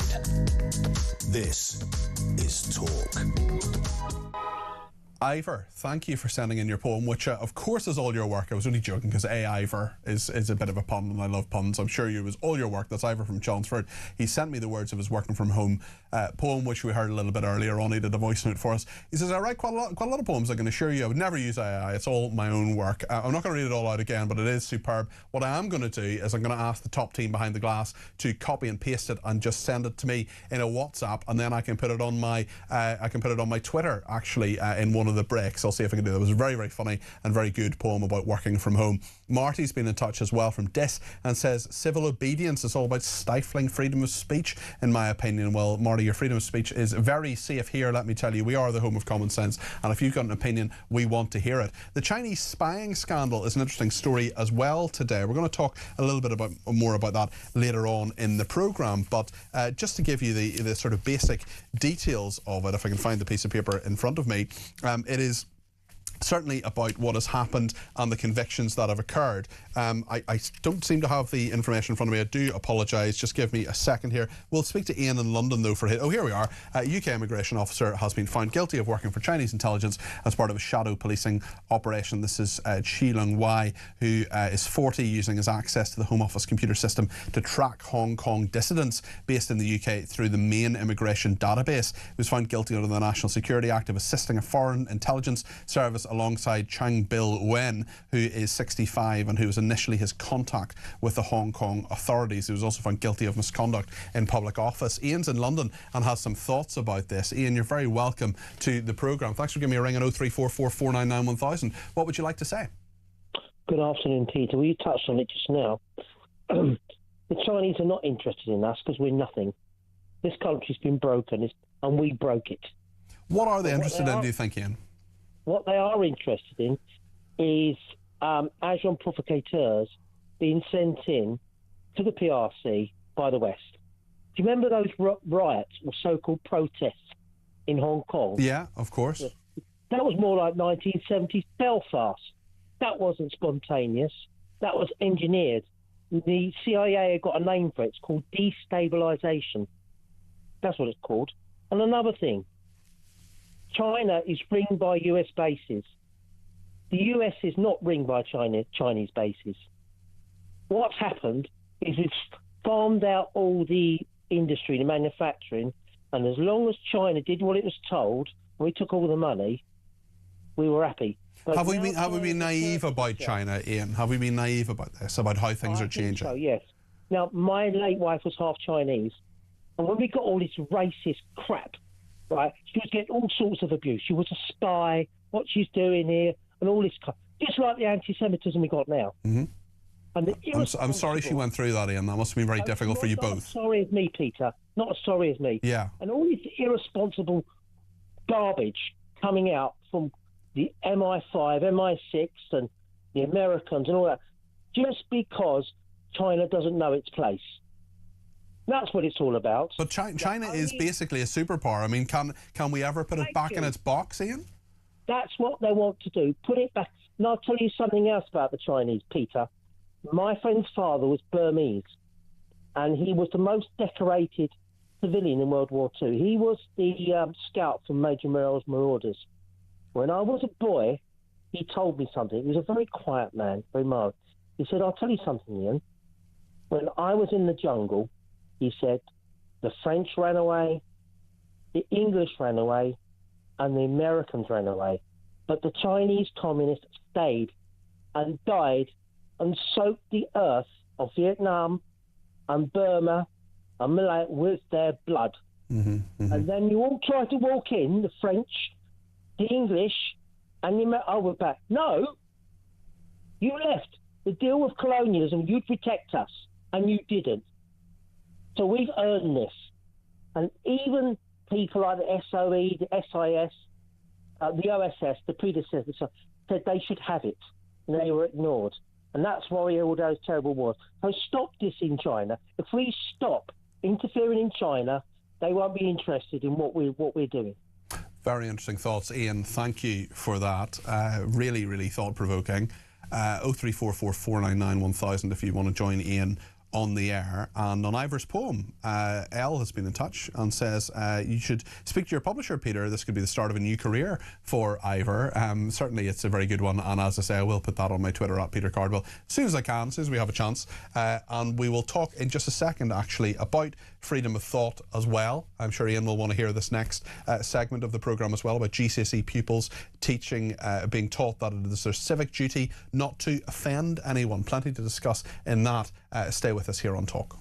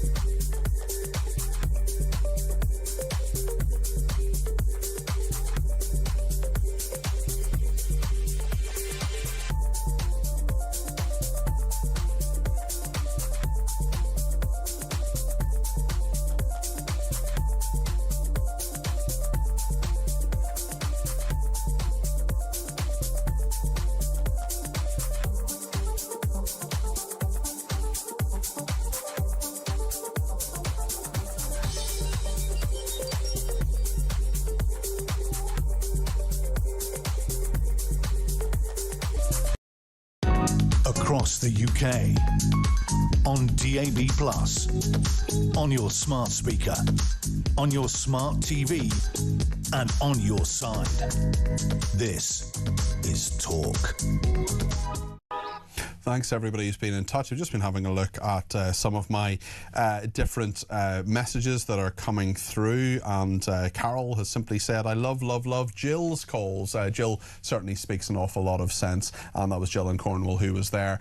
One thing I'm a little bit concerned about certainly is children in schools and what they're being taught. I think it's an issue for all of us. I have a teenage nephew and certainly want him to get the best possible education he can, and to think critically and to disagree and do what we do in this programme, which is of course disagree without being disagreeable. Well, the issue today of course is GCSE pupils taught it as their civic duty not to offend anyone. This is Citizenship GCSEs, a textbook which says that you shouldn't be offending anyone. And I mean, I don't want people to go out of their way to offend people, but at the same time, if you do offend people, that's okay, and no one has the right not to be offended. Aisha Ali Khan is a teacher and is with me now. Aisha, thank you so much for joining me this evening. How are you doing? I'm good, thank you. Tell me what you think of this story, because I don't know how concerned you are about the children you teach, or about 16-year-olds in general, being taught not to offend people, because that, to me, is quite sinister and quite worrying. What do you think? Well, Peter, I was quite surprised to see this, because, I mean, one of the things that schools should be teaching and have been teaching is the idea that everybody possesses critical thinking skills. We are allowed to come across lots and lots of different information, and whether we agree or disagree, it shouldn't affect us, and we shouldn't be getting offended over certain things. I think we should be mature enough and intelligent enough to understand that everybody cannot have the same views, and if people do have different views or views that we don't agree with, then that's their right to have those views, and it should not impact on how we feel about it. In fact, we should respect differences of opinion. So what would you do if you were given this textbook and told, teach this to the kids? What would you do? Well, I would actually challenge the actual wording of the text, and I think the thinking behind it isn't sinister, Peter. I think there's, the idea that we should respect other people's opinions, and we shouldn't go out our way, like you just said, to offend or hurt people.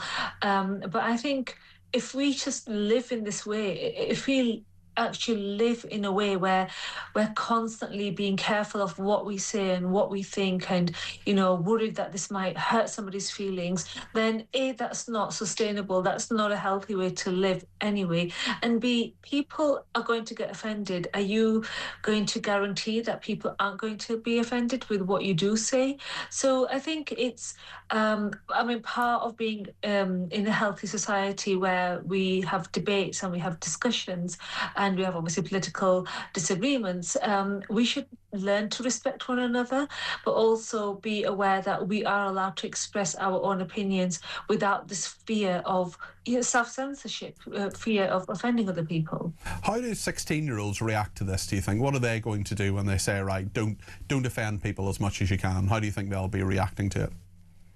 The teenagers that I know are vicious in a really good way. They're just going to take this and say, no, we're going to practice our freedom of speech, and we're going to say what we want to say, within reason, of course.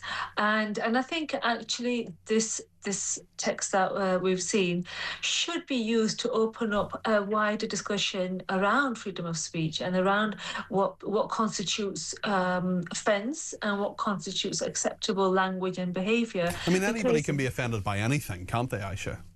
Absolutely, Peter, and this is exactly what I'm trying to say, that even people walking down the street minding their own business, there will be somebody who might get offended.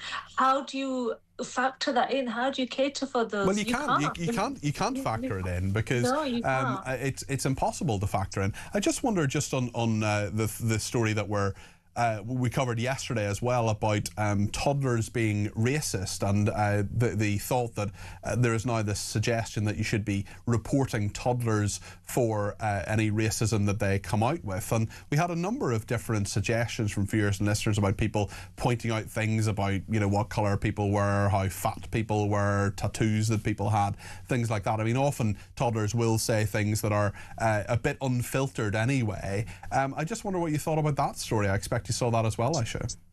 I did see it, and I was kind of baffled, because again, young children, toddlers, they're very uncensored. They say what they'll whatever that comes into their minds, they'll just say it. They won't think twice, and they haven't learnt the whole idea of how to behave and live in a society where we're respectful to one another. And that's one of the beauties of being young, I guess. That's one of the things that children are allowed to do, and I think it's up to the parents to be able to raise children to show respect, to show kindness and politeness, but at the same time, if you are constantly telling children, no, that's not acceptable, no, that's not right, they might grow up with a fear of expressing themselves, become introverted. I have certainly come across people who are afraid to express an opinion, who are afraid to say, I don't know enough, or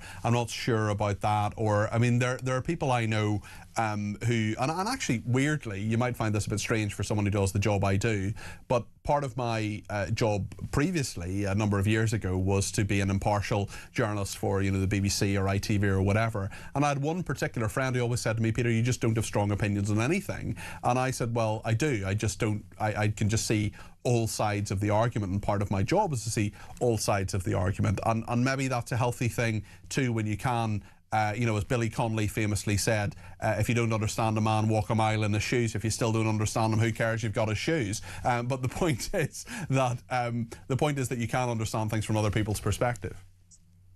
Well, this is it, absolutely. And one of the things I do is always look at the argument from all angles.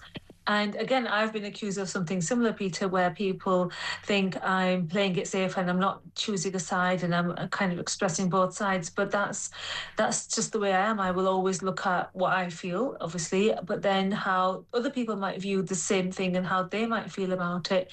And I think that means we just live in a healthier society, in a more inclusive and more tolerant society as well. If we can actually understand where the next person is coming from and how they are perceiving things, maybe that will help break down the barriers and help us get along a little bit better. Aisha, thank you. That's Aisha Ali Khan there. I really appreciate you joining us this evening. I'd love to hear from some 16-year-olds, actually. If you are 16 or 15 or whatever, you need parental permission, by the way. You need to get to be on the air before. If you're under 18, we need to be really clear that your parents are happy for you to be in the air. We may actually need to speak to them on the phone. But if there are young people watching or listening, please do get in touch. I'd love to hear what you think. If you were in a classroom, if your teacher gave you a textbook and said, right, this textbook says that you've got to trying not to offend anybody with anything you do. I mean, in my experience, loads of 16-year-olds love to offend. They love to push boundaries. They love to say different provocative things. They need to, wear their hair in a crazy way, or diet, or piercings, or whatever. Often to rebel a bit, to think differently, to test boundaries, to see how parents are going to react to things that they do and say. So actually, I wonder how many of them are really going to try to do what they're told in this regard, or just do what they're told in general. I'm not sure I did very much of what I was told when I was 16 anyway. We'll take your calls after the break and make sure that we get your opinion on the air. Whatever it is, however old you are, please do give us a shout. 0344 499 1000. Loads more to talk about between now and 10 o'clock here on the evening edition, here on Talk.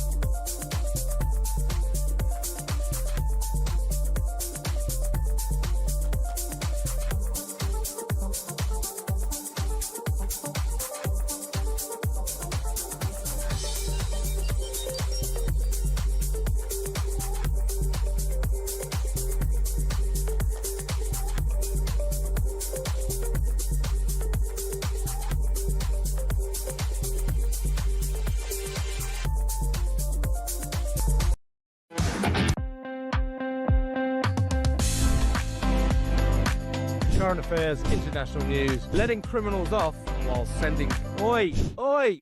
You shut up! I'm trying to record something.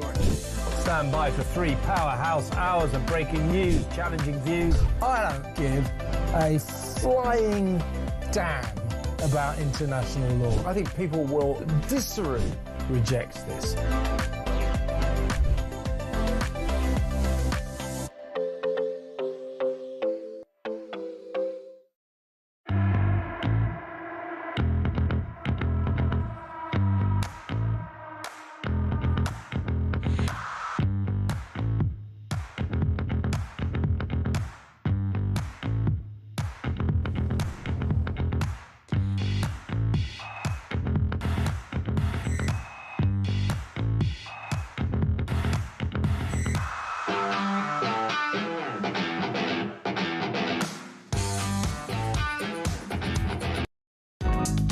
across the UK.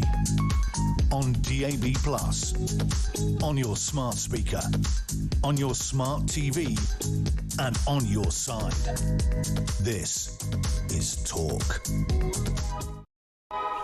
Thank you to Pete, who says many companies today have three-word strap lines. My suggestion from HMRC is taxing your patience. It's a very good one. Great show, says Pete in Hathern. I think that's how you pronounce it, Hathern. Sorry, my English geography is absolutely dreadful, as some viewers and listeners will know here on the Evening Exchange, or the Evening Edition, as I called it a minute ago, which is, of course, not its name. Its name is the Evening Exchange. It's only been 2 months, folks.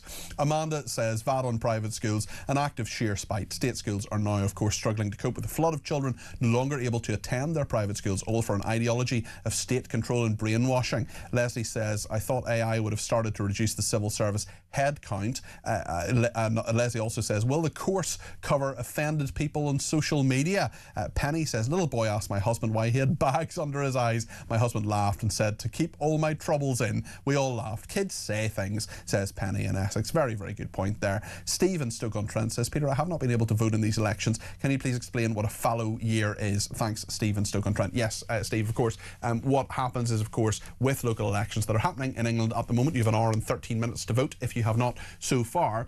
If you are eligible for a vote, some local councils do some of the time. They have maybe a third of their councillors being voted at certain times. Others, the whole council is being voted. There are fallow years where there are councils where they're not voted on at all. They do it every 2 years. Every 2 years there'll be some sort of voting. Every 4 years the whole council will be voted. It depends from council to council. There are many, many thousands. I think it's I'm going to get this wrong, but it's in the region of, I think, 4,500 councillors, something like that, who are up for. No, it's more than that. I can't remember the figure. I read it earlier today, and it's just not in my head. But there are thousands of councillors who are up for election today, and it is a council election in many parts of England. Scotland, all of the MSPs all those positions will be filled due to votes today, and indeed in the Welsh Assembly, things are changing there actually, because there are more Assembly members there. So a slightly different form of voting. We'll talk loads about this tomorrow. You'll be bored to death of it tomorrow when we get all the results coming in, but we're being really careful about what we talk about today because of election law, and we can't talk about local election issues or Scottish issues or Welsh issues because those elections are on. In my area of London, I think there are 32 councils in London, and my part of London, they are certainly all up for election, and I was voting today, and I would encourage you to make your voice heard however you feel that is appropriate, and certainly if you haven't so far, you have an hour and now 11 minutes to do so. Alex in Cardiff says, I would say if all journalists should speak up for Jimmy Lai if China is ever mentioned. Alex, that's a really, really good point, and Jimmy Lai is a real defender of free press. He has been horribly treated by China, and the sooner he is free, the better. So thank you very much for that. Let me take a couple of calls. Firstly, from Brian in Rugby. Brian, you're very welcome to the programme. What would you like to say this evening? Just 2 points, if possible, please. Go ahead. The first one is about the kids that are in like kindergarten, little school. Teachers have to report them if they say something racist or bad or anything. Well, I don't know if you know, there's an actual programme which is hosted by, I think it's Michael Barrymore, where it says kids say the funniest things. I remember that programme. Yeah, that was quite a number of years ago. Yeah.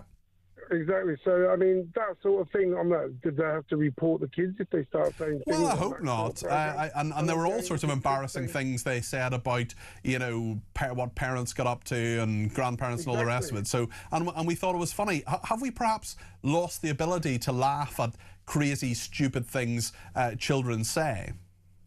Well, obviously have, yes. It's all political correctness, isn't it, what people are trying to do to me. And they're only kids, so they don't understand. They just do say so many things, that's what comes out of their mouth, isn't it? Really, and we all have funny stories about what we said and did as kids. And I remember at my brother's wedding, my dad telling a story, a slightly embarrassing story about something my brother did when he was a kid, and it was harmless and it was funny and people laughed and it was good. And it's just not that big a deal, really. I mean, no. I certainly don't want children to be racist, but you can gently say to them, actually, we don't point out that someone has, that's not something we do. And actually, do you know what, there was a woman who's disabled who got in touch yesterday and said often, children will come up to her and say, why do you use a wheelchair? And she says, well, my legs don't work anymore. And the kids go, okay, fine, fair enough. I mean, some people might find that really offensive, but they probably shouldn't. Yeah, exactly. And my second point is about benefits. Yeah. This is my biggest gripe. I go to the Philippines quite a lot because my son studies there. Well, he's going to be studying there, sorry. Okay. And I'll sit around the table in a bar with all the, quite a few old age pensioners and some younger people as well in their 40s and early 50s. And I think there's 3 of them that claim carer's allowance, and they're not even in the country, they're not even caring for the person. And I think 4 of them claim heating allowance, and they're not even in the country. Goodness me. I mean, that's ridiculous. And I thought, hang on, and I said, how do you do it? And all they have to do is just go online and register they still need it. And every 3 years, I think it is, I'm not sure, don't quote me because I'm not 100%, is they have to show their face. So they go back for like a holiday. Yes. Show their face and come back again. I mean, that's absurd, especially when you're in, somewhere nice and hot like the Philippines and they're getting taxpayers' money for their winter fuel allowances. I mean, that's crazy. Yeah, exactly, yeah. And like I say, there's a carer's allowance. So one of them's a carer for his sister. Well, how can you care for your sister when you live 10,000 miles away? I would say the caring isn't 2 hands on anyway. Very, very interesting to hear from you, and thanks for that, Brian. That's Brian in Rugby there with, just really astonishing tales there, and there are just so many people up to it, I'm afraid. Ernie says, hi Peter, we probably haven't even deported 1 in 100 failed asylum seekers. They probably were happy to go or were paid to go. I don't think we have dragged someone kicking and screaming onto a plane anywhere. Melanie says, responding to Jill in Cornwall, Jill had a great call that a lot of people responded to. Even some illegal immigrants think that they can just study or work in the UK without any British or Irish qualifications. Having said that, some have the same education curriculums as England and Wales, so what can you do as an educational headache? Who would be a university admissions officer? Very, very good point. Mark in Lincolnshire wants to talk about benefits. Mark, you're very welcome to the programme. What would you like to say? Hi, good evening, Peter. Good evening. Good evening. Yeah, it was just the benefits thing. I mean, obviously it's a no-brainer. I mean, foreigners obviously should not be getting benefits, period, as far as I'm concerned. If you've been in the country 30 years and you haven't bothered getting trying to get your citizenship here, passport, whatever else, then why should you be eligible for benefits from this country? Mm-hmm. That doesn't make any sense to me. Then you have the other argument as well, I think, where you've got people that, maybe have done that and have been here for 40 years, but the kind of job they've maybe worked is probably quite, potentially quite low skilled, so it's very low tax they've been paying. All that whole time that they've been here already anyway, they've already been using stuff out of the system, whether it's NHS, whatever it is, possibly social housing, all the rest of it. And then they come out of work, then we have to then pay them benefits on top of that. So then you have to start questioning, so what was the overall benefit of that person ever being in the country? Yeah. But then I suppose it's a tricky one as how you actually calculate that and calculate what people are entitled to, because you could... I mean, I totally get your argument, Mark, but I suppose, the ultimate argument is, what of 7-year-olds, what of 12-year-olds who need braces actually contributed to the country? Maybe their parents have contributed, but, should they get free dental care? I'm not disagreeing with you per se, but if you take everything to its logical conclusion and what's deserving and what's not deserving. Yeah, I see what you're saying, but I suppose, I guess the way I look at it is, when you're talking about, the 7-year-old that needs braces or whatever, if that's a child of somebody that's, essentially native, then at the end of the day... Although you could have an immigrant who's contributed loads to this country who has dependents as well, who... Yeah, but have their ancestors for hundreds of years fought blood, sweat and tears? Well, how long do you want to go back? How long do you want to go back? Well, I mean, that's a question as well. Well, there's so many questions, isn't there, with this whole argument? Because, people who do you say is deserving? At what point do you cut somebody off? Well, I think we could we could talk for a very long time about who's deserving and who isn't. Mark, listen, thank you very much. That's Mark in Lincolnshire there. I want to go to Isaac in South Wales, who you may remember from, was it last week or a couple of weeks ago? Isaac is 14 years old and got in touch with us. Well, we got back in touch with him. And Isaac, I hope that I haven't disturbed your work or your homework or anything like that, but I'm delighted to have you back on the air because you may be particularly interested in this GCSE textbook, which is telling people to not offend people, and I wonder what you think about that. By the way, we should say Isaac's dad has given us permission for him to be on the air. Isaac is 14 years old. So what do you think about this issue, Isaac? Well, since we last spoke, I've actually gone quite a lot. So I've actually made an entire campaign since we've last spoken. Okay. Me and my friend have. And so my thoughts are that educationally, politics educationally should always be taught from a neutral perspective, even if it's hard. But if it shouldn't be taught from a neutral perspective, back to the topic from last week, social media needs to stay, because how are you meant to teach politics without it if you can't teach it neutrally? Does that make sense? It makes perfect sense because, of course, so many young people get their politics or get their opinions or are just influenced by social media in some way. And if you have a campaign, I'm sure you're not thinking about flyers and posters. You're thinking about how to get people on social media. But if you were told, if a teacher said to you, Isaac, right, you need to try not to offend people as much as possible, and that's a British way to do things, what would you say to that teacher? I would say, well, with all due respect, because they are the teacher, but how do I not offend someone who I don't know? Or how do I not offend someone who I'm not related to, I've never spoken to before a day in my life? Like, how are you meant to look at someone, presume what offends them, without that by itself being offensive? Does that make sense? It makes perfect sense, Isaac. It makes perfect sense. And I mean, what sort of GCSEs, are you in your first year of GCSEs, or are you doing them next year? I'm doing it next year. So I picked history, religious education, values and ethics, and social studies. Good stuff. Well, there'll be plenty of arguments in all of those, and I'm sure you won't be shying away from arguments. I mean, I remember someone very early on in my time as a student of history said the discipline of history exists because people disagree. Well, I think history is a strong subject that I think it should need to be taught, because I think learning from mistakes in the past to not make them in the future is very important, especially for where this generation's going. You know, you see, you go out into the real world, you see people my age, sometimes younger, with vapes in their hand, and you think, how is that morally acceptable, and why isn't anyone doing anything about it? Yeah. And you look at the social media restrictions now, for example, for under 16s. I know they're not coming in place yet, but you look at that and you're like, how is banning social media for under 16s more important than stopping vapes from being... Yeah.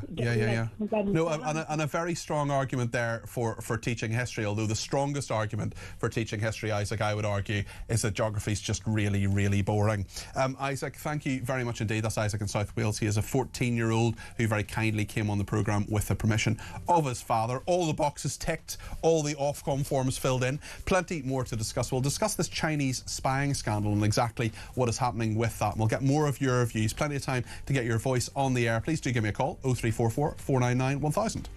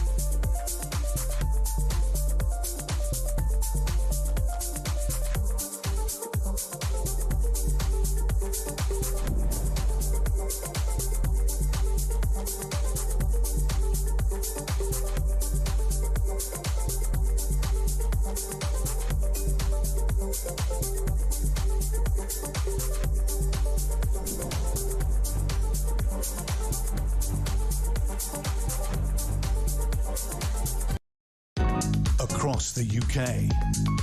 On DAB+, on your smart speaker, on your smart TV, and on your side. This is Talk.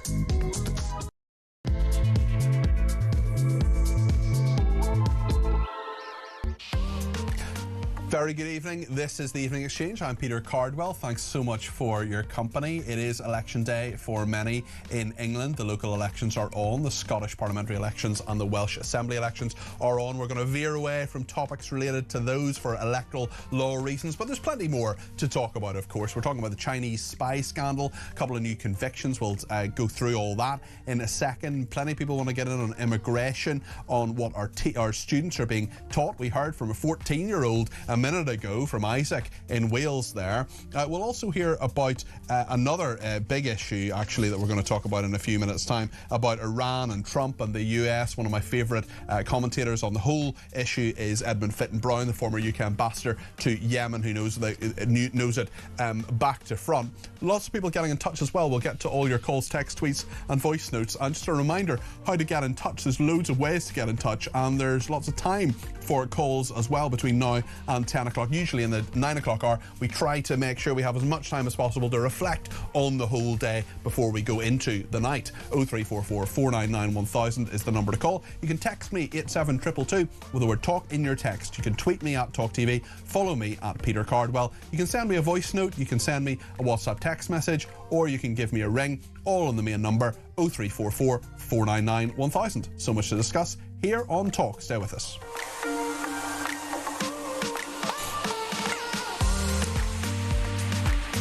Very interesting one from Elle, who says, bless Isaac, but I was saying that the greatest argument for everybody studying history is that geography is just really boring.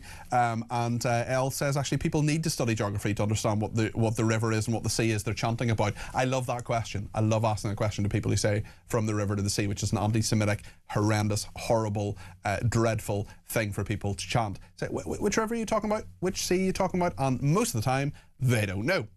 Mark says there's sunset over Selby. He says, I, like many others, hope to wake up to news that the country has spoken wisely. The power of positive thinking. I suspect you will be up all night, Peter. Do a civil service and claim for work from home. I will actually not be up all night because, I mean, there are some other networks that are doing all-night election programmes. We're not doing that. We've made a very conscious decision not to do that. I was asked my opinion on it by the management who took my advice, because there aren't actually very many results from these local elections coming in, and I'm fairly sure Scotland and Wales actually don't start counting until tomorrow. So you do have 55 minutes left to vote if you have a vote in these elections, and I would urge you to have your say. Certainly, I voted earlier today, but in terms of the results coming through, it's going to be during the day tomorrow, and it's going to be certainly on my show tomorrow night between 7 and 9 that we're going to get quite a lot of the results into Saturday, even into Sunday as well. But staying up all night, I just don't see the point. Happily do it for a general election, but with this particular set of elections, I just don't see any point really doing that. Adam's in Blackburn, and he says, I've worked for the civil service for 18 years. I've never worked from home. While it's frustrating to hear that's been happening, be cautious not to label all civil servants as lazy and work evasive. The government is continuing to ask for more, despite providing less. We're not all guilty of snatching taxpayers' money. Well, Adam, I am very, very happy to stand up for, I'm sure, the majority of civil servants. And as I say, I worked alongside civil servants for 3.5 years as a special advisor. The vast majority of them I worked with were really good, really strong workers. The vast majority of them as well, I would say 95% plus. I had absolutely no idea what their political opinions were. So, Adam, I'm happy to stand up for you, and there are lots of civil servants who do a good job, but clearly there are thousands of them who are not. Clearly there are thousands of them who are swinging the lead and not giving taxpayers value for money. And Adam, I am sure that people like you, who are doing the right thing, who are turning up for work, who are working hard, feel really frustrated by that. I have a lot of people in my family who were or are public sector employees, and I'm sure they feel very, very frustrated by all of that as well. We'll come back to all those topics, and do give me a shout on 0344 499 1000 if you want to have your say on the Evening Exchange on any of those topics. Let's talk about the UK immigration officer who has been found guilty of working for Chinese intelligence as part of what's been called a shadow policing operation. Ching Lung Wai, who's 40, used his access to the Home Office computer system to track Hong Kong dissidents based in the UK through the main immigration database. He was found guilty under the National Security Act of assisting a foreign intelligence service alongside Chung Bill Yen, who's 65, who was initially his contact with the Hong Kong authorities. Well, Chung Ching Kwong is a senior analyst at the Interparliamentary Alliance on China. Really great to have you back on the programme. Can you just tell me your analysis of this and how worried we should be and how widespread you think this kind of stuff is? I'd say we should definitely be worried about it because this case is definitely just a tip of the iceberg. If you look at the 2023 Intelligence Committee report, it will tell you that the UK society has been infiltrated by the Chinese government on all levels. And this case, and if you take account into the collapse espionage case of the alleged spies like Christopher Berry and Christopher Cash, then you'll see that there's actually some kind of pattern that information. I mean, that trial collapsed though, didn't it? Yeah, it did collapse, but so it never actually got to the trial point. But I think, and they are by definition not guilty. Yeah, they're allegedly conducting espionage activities for accuracy's sake, and at the same time, there's this a spy who is being called out by the MI5, Yang Tengbo, last year, and also Christine Lee beforehand by intelligence service. So these things gives you a pattern about how these things are happening and how we should be worried about it.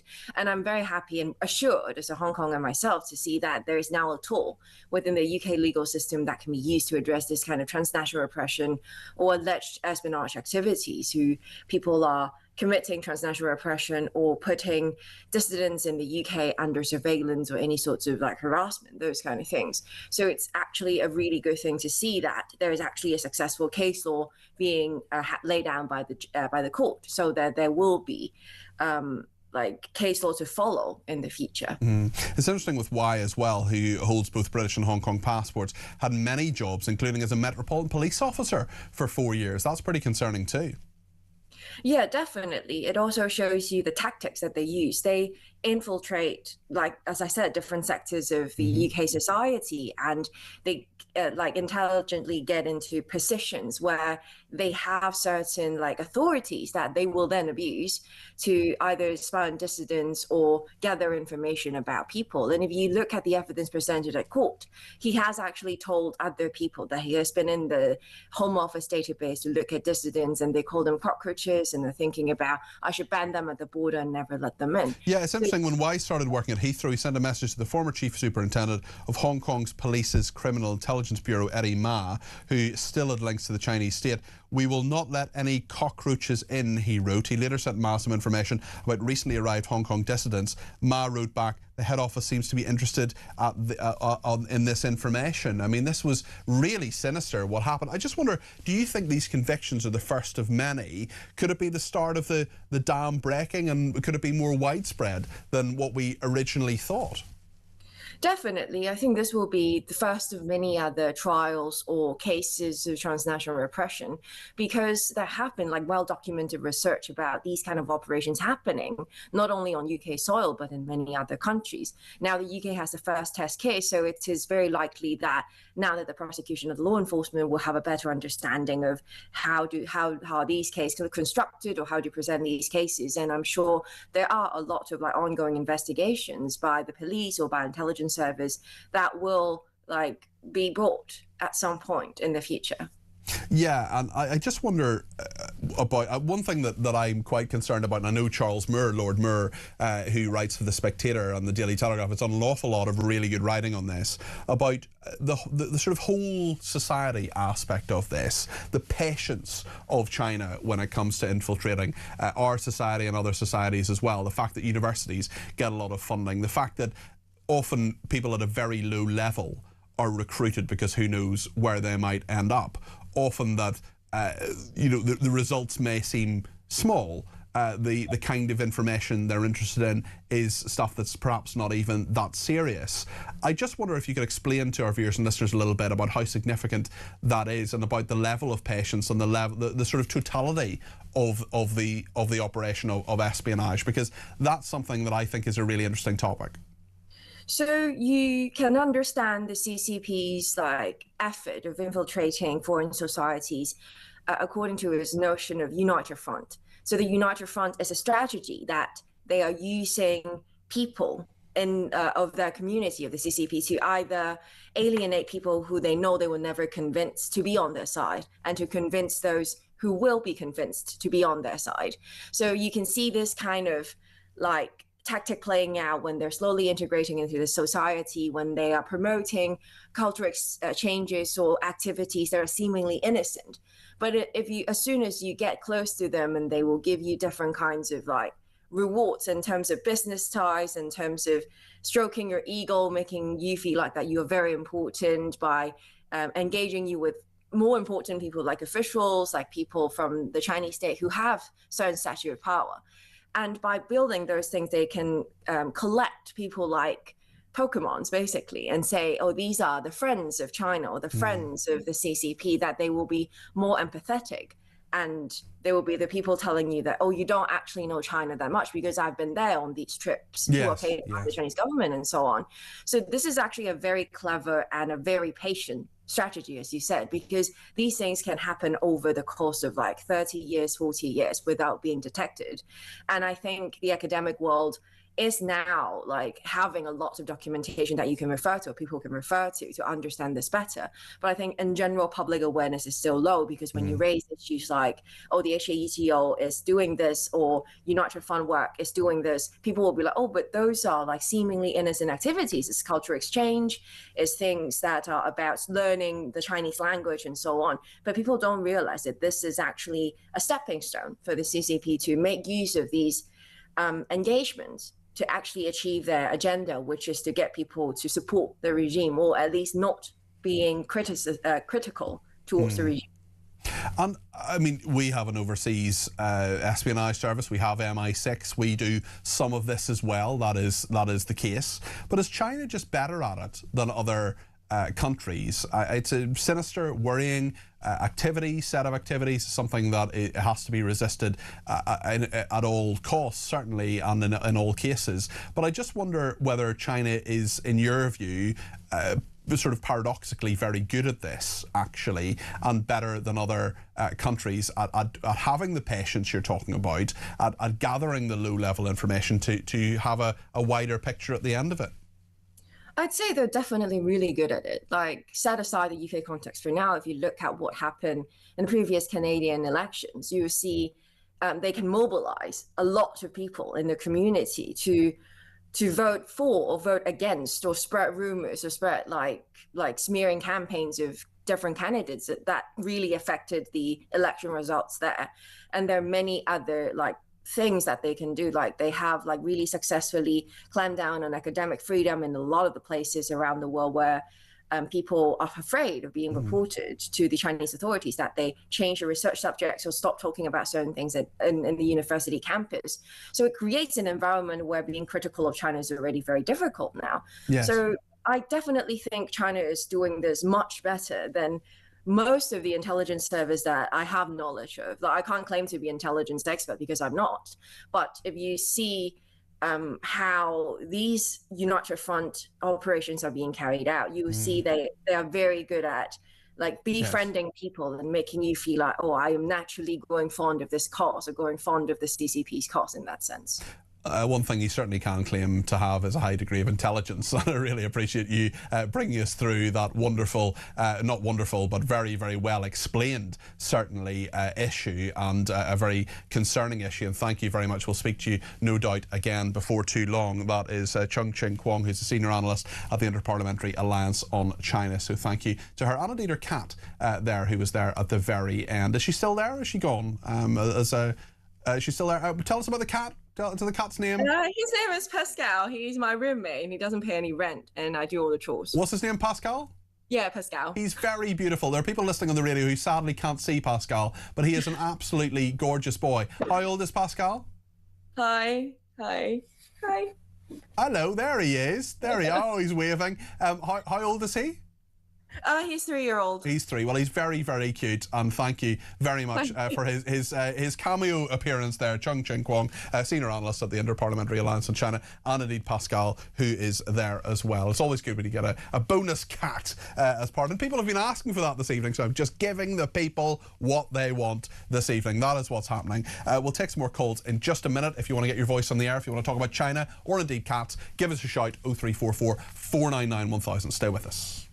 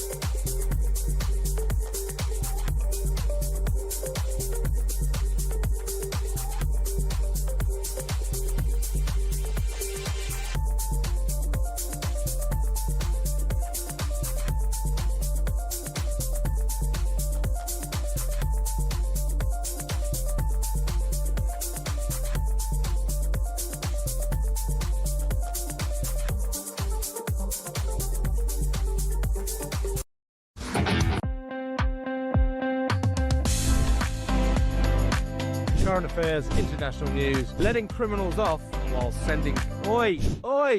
You shut up! I'm trying to record something.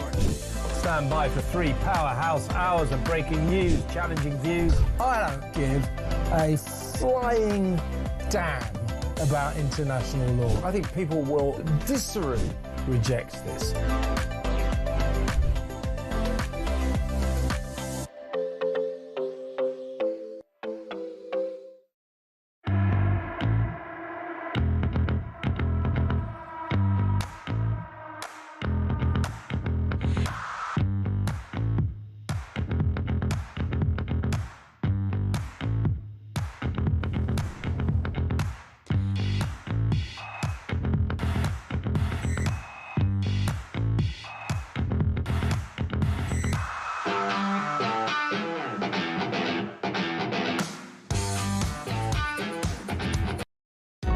Across the UK, on DAB+, on your smart speaker, on your smart TV, and on your side. This is Talk. We're going to hear Ivor's poem again. I'm in the process of putting it on Twitter as we speak. I'm just getting all the characters sorted, but I just thought we should hear it again because it's such a great poem. This is Ivor from Chelmsford talking about working from home. Let's play this again. I love all this working from home. I can get up at 9ish and then, as I've saved on an hour's commuting, I'll get my day started by 10. And it's straight into work I plunge headlong. There are many things for me to do, like embark on the first major task of the day, which is fixing myself up a brew. It's true that I do miss my colleagues, but I never feel truly alone, with the telly on keeping me company, and family and friends I can phone. 11 now, nose to the grindstone. Gently does it though, mustn't get stressed. though a glance at my bathrobe reminds me that I really should shower and get dressed. Gonna fire up the laptop and crack on. Gonna dive in and get my hands dirty. I firmly believe there is much I'll achieve before Loose Women starts at 12:30. But don't fret, I'm not slacking, it's lunchtime. I'll be back at the coalface by 3, though I might have to pop down the road to the shop as I need a few items for tea. I'm back now, I'm busy, I'm grafting. I've got all my ducks in a row. Yes, I know some would say that I'm shirking from home, but I'm liking this new status quo. Been working so hard this last hour that my head hurts, I'm tired and I'm queasy. So I'm making a vow right here and right now that tomorrow I'll take it more easy. That is Ivor from Chelmsford. That has been a very popular poem, and I've just put it on my Twitter. I think it's about 5 posts, so you need to look down on it.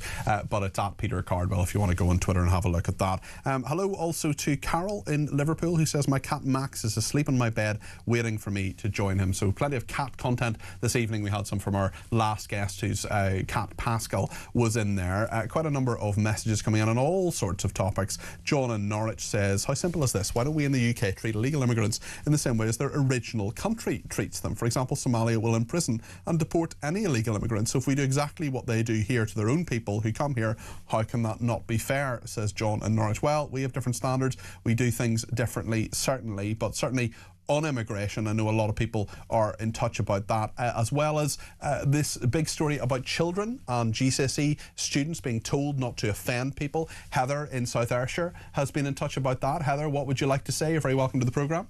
Oh, I've been listening to Ivor. That is a pretty damn good poem. It certainly is. Yeah, it is pretty damn good. And about the civil servants, about the flexi hours. Yes, the flexi time and taking so much time off. Yeah, I'm reminiscing back to the 80s. When I was 16, when my mum says to me, no daughter of mine is staying at home, you're going to go out and get a job. So I did. Yeah. And I can't work from home, and they didn't have flexi hours and working from home in 80s. Everybody work has changed a lot, though, Heather. Work has changed a lot, though, Heather. And for some people it can work, but other people are just not doing the work, are they? I know. I've been working on and off throughout my entire life, and I can't work no more because I've got musculoskeletal and I've got really bad pain to my back, and it's hurting me so much, and I'm on these very strong, powerful painkillers that's making me sleepy and drowsy. Well, you've clearly been through a lot there, Heather, and I'm sorry to hear that. Just on, I think you maybe had a comment as well on the GCSE students who were being given their, being told not to offend people. What do you think about that? What do I think? Oh, I thought the whole idea of teachers teaching kids how to use their own minds. Yeah, and, exactly.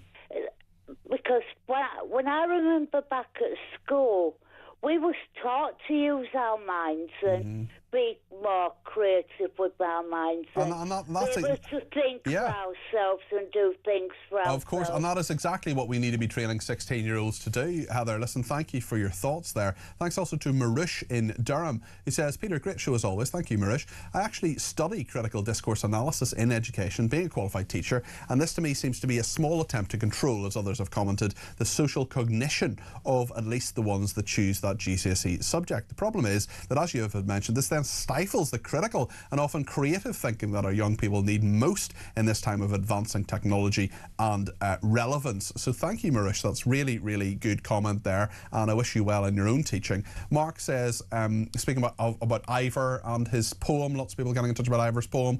Mark in Selby says, I cannot get the image of that sweet little steam train and his adventures in the valleys when you mentioned the poem's author, Ivor. I'm of a certain age for sure.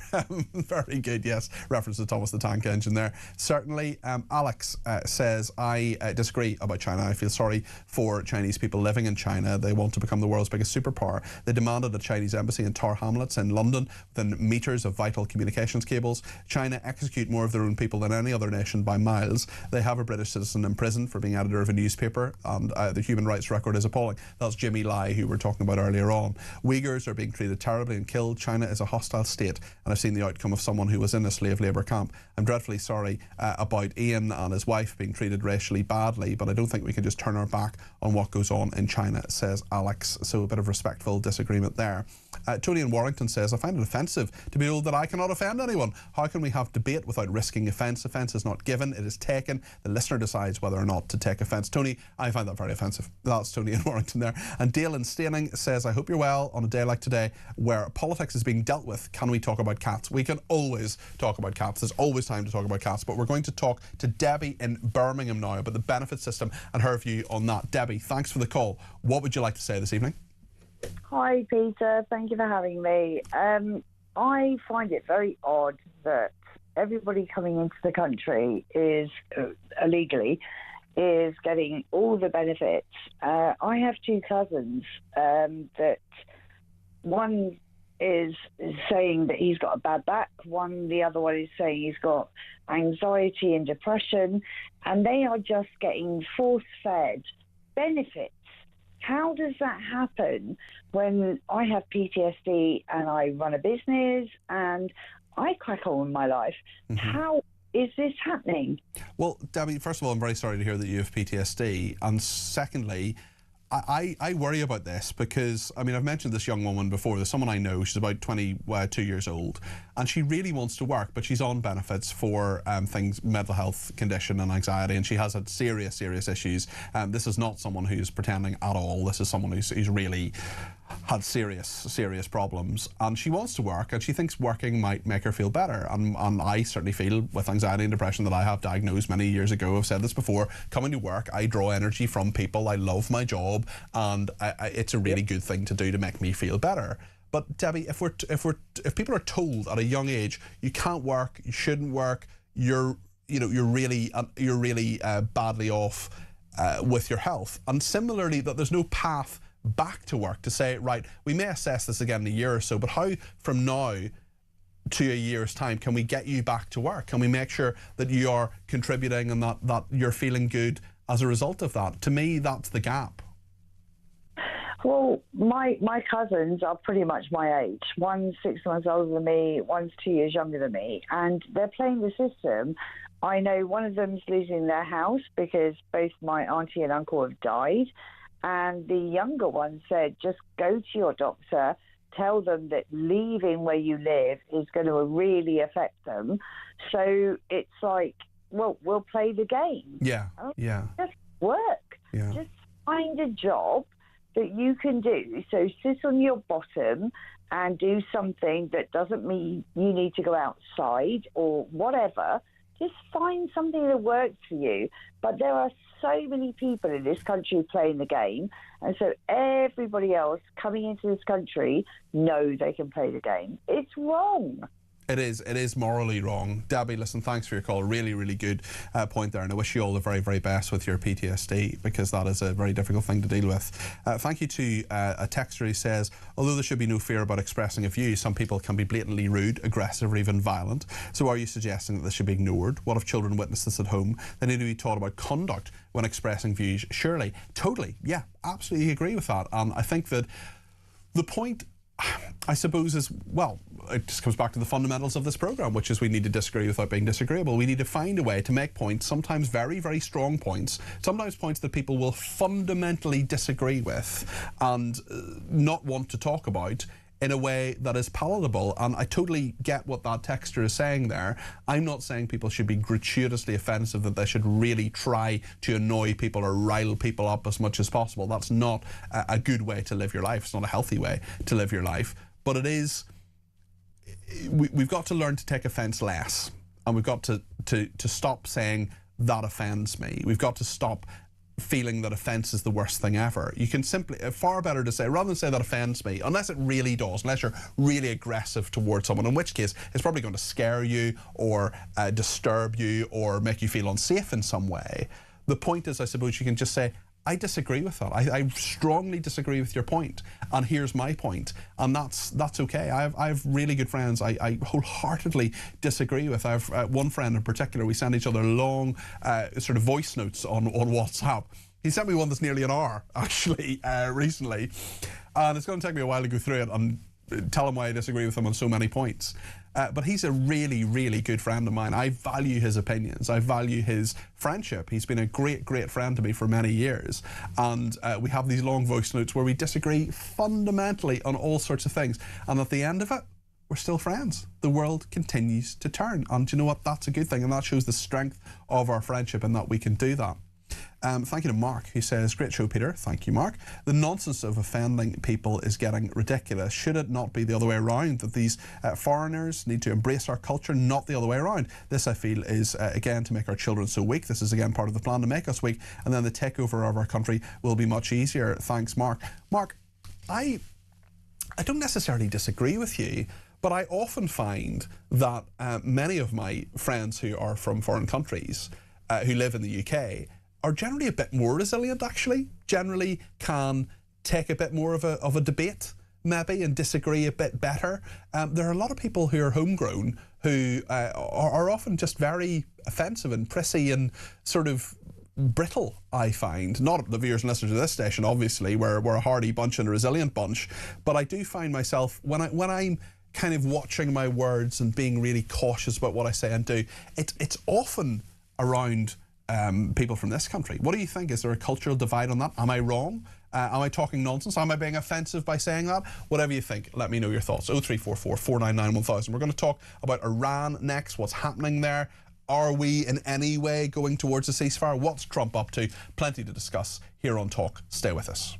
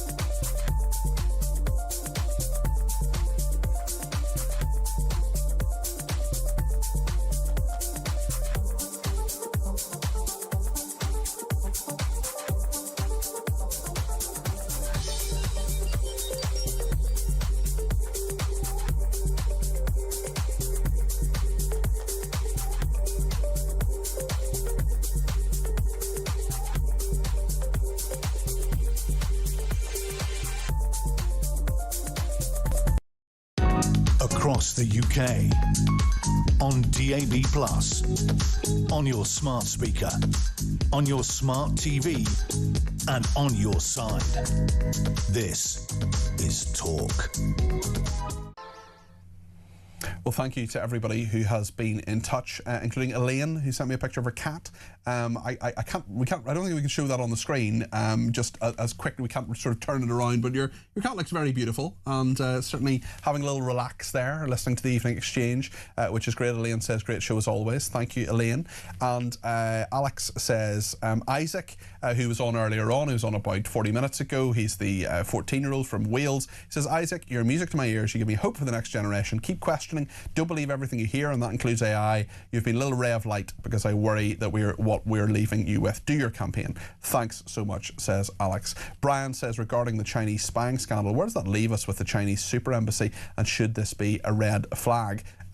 Well, I mean, is that a pun, Brian? Or maybe you didn't mean to say it. Certainly, I'm worried about the Chinese big time, believe me. I think that it is a very, very worrying thing. Another person says the thing about benefits is it already costs too much. AI speeding up rapidly is going to disappear. Many jobs are going to disappear, so I don't know what's going to happen. I don't see a solution. Joanna in Salisbury says, hi Cardi P. Hi Joanna. We need children in our society to have critical thinking skills. They are our future if we don't want to end up like China, not allowed to have independent thought or actions. Well, one person who is never far from a superb critical thinking, who will guide us through what on earth is happening in regard to Donald Trump, is of course Edmund Fitton-Brown, the former UK ambassador to Yemen, who joins me now. Edmund, great to see you again. Hope you're well. I just want to hear a little bit from Trump, actually. I think we have a clip of his recent thoughts on the matter of China and, sorry, not China, obviously Iran and what's happening there. So let's hear from the US president first. The Middle East would have been blown up. There wouldn't be a Middle East anymore. They would have controlled, they would have taken over the Middle East. Now they're trying to survive, and they won't be successful unless they make a deal. Oh, if they don't make a deal, they won't be successful. It'll go very quickly and methodically. Believe me, it'll be very easy. But we have so many alternatives. It's amazing. And nobody knew this, you know, because as an example, Japan got 90% of their oil, most of their energy, but most of their oil from the Hormuz Strait. South Korea got 43% of it. By the way, their ship was shot at. They were not in the cavalcade of ships. They decided to go it alone, and their ship got the hell knocked out of it yesterday. But they didn't shoot the ships that were guarded by us, I'll tell you that. We knocked down a lot of missiles. That was the president on Tuesday. This is what he said today. They want to make a deal badly, and we'll see if we get there. If we get there, they can't have nuclear weapons. You know, it's very simple. But what's not to submit? So they had a Navy with 159 ships, and now every ship is blown to pieces and lying at the bottom of the water. They had an Air Force, lots of planes, and they don't have any planes. They don't have any anti-aircraft. They don't have any radar left. Their missiles are mostly decimated. And we have to get what we have to get. If we don't do that, we'll have to go a big step further. But with that being said, they want to make a deal. We've had very good talks over the last 24 hours, and it's very possible that we'll make a deal. Edmund, plenty of noise from the Iranians, noise from the UN, noise from NATO, noise from Trump. Cut through the noise. What is going on? Day 69 of this conflict. Where are we? Well, there is a lot of noise, as you say, Peter. Great to be with you as always. I think the key point to make here is that we are, I think, at a point where the Americans are very keen to negotiate an outcome here. And I think the Iranians probably want to as well. But the two sides remain quite a long way apart. Now, the standoff in the Strait of Hormuz is proving quite problematic, both for Iran and for the US. The Iranians have got their ports blockaded at the moment, so they're losing all of their revenues from trade and from oil. But the US, trying to get ships through the Strait of Hormuz, is still not really able to do it. So the operation that he launched on that has not really got off the ground. He talked about the Iranian Navy being at the bottom of the sea. It's true that, you know, essentially most of their large boats are down, have been sunk or damaged. But they've got a lot of these fast patrol boats that they can use to swarm against tankers. And that's still a formidable problem for anyone trying to get through the Strait of Hormuz without Iranian approval. And so I think where that leaves us then is a sort of a final pushing for advantage between the two sides in order to get the outline of what might be a deal. Now, you and I have talked about this before. I fear that the US is probably ready to settle for what you might call the sort of the minimum criteria for a successful outcome from their point of view, and that is to reopen the Strait of Hormuz unconditionally and at the same time to make progress on the nuclear file. It means ignoring all of the other files that the US said it was very concerned about. It also, for the Iranians, it means they do need to make some compromises that they haven't yet offered. And so, you know, we can't be sure that they're even going to get there at this point. And you probably saw the Iranians attack the Emirates a couple of days ago. So an element of escalation there. This could go either way at the moment. It could go back to full-scale hostilities, or I think slightly more likely, we're going to end up with a sort of a phony period where the Americans and the Iranians work together to reopen the strait whilst they hammer out some kind of deal on the nuclear file. Certainly, and when these negotiations take place, it'll be very interesting to see where they go and how soon they go. We've been told a lot about the rapidity of this. Donald Trump has said on various occasions that it'll be over soon. Do you think that's been overly optimistic? I mean, he said 2 to 3 weeks, and that was a number of weeks ago.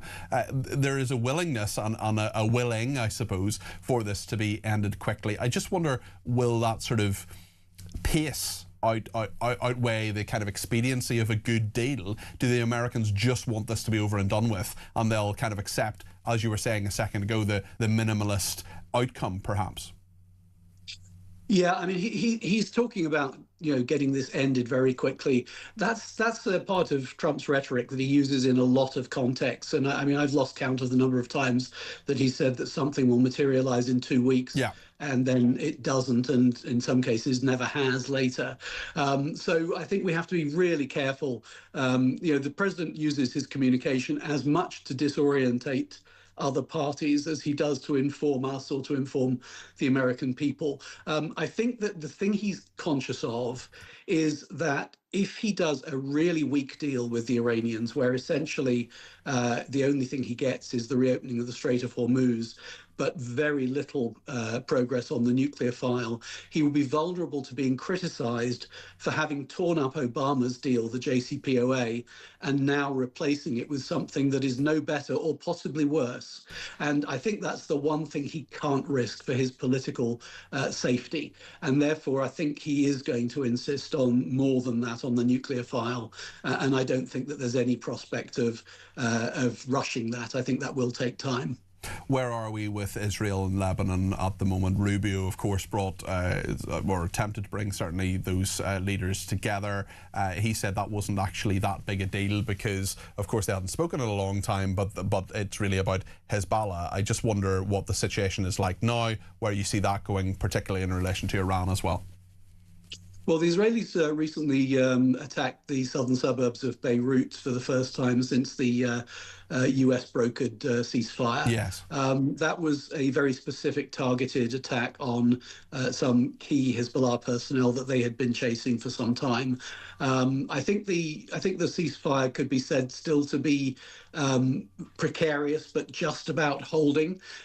It's still true that the conflict between the US and Iran has driven a very serious wedge between the Lebanese government and Lebanese Hezbollah.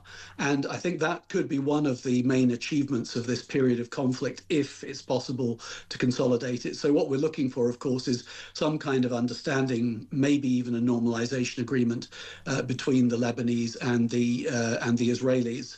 And with Hezbollah standing exposed as a tool of Hezbollah, a tool of Iran, which of course is what they are.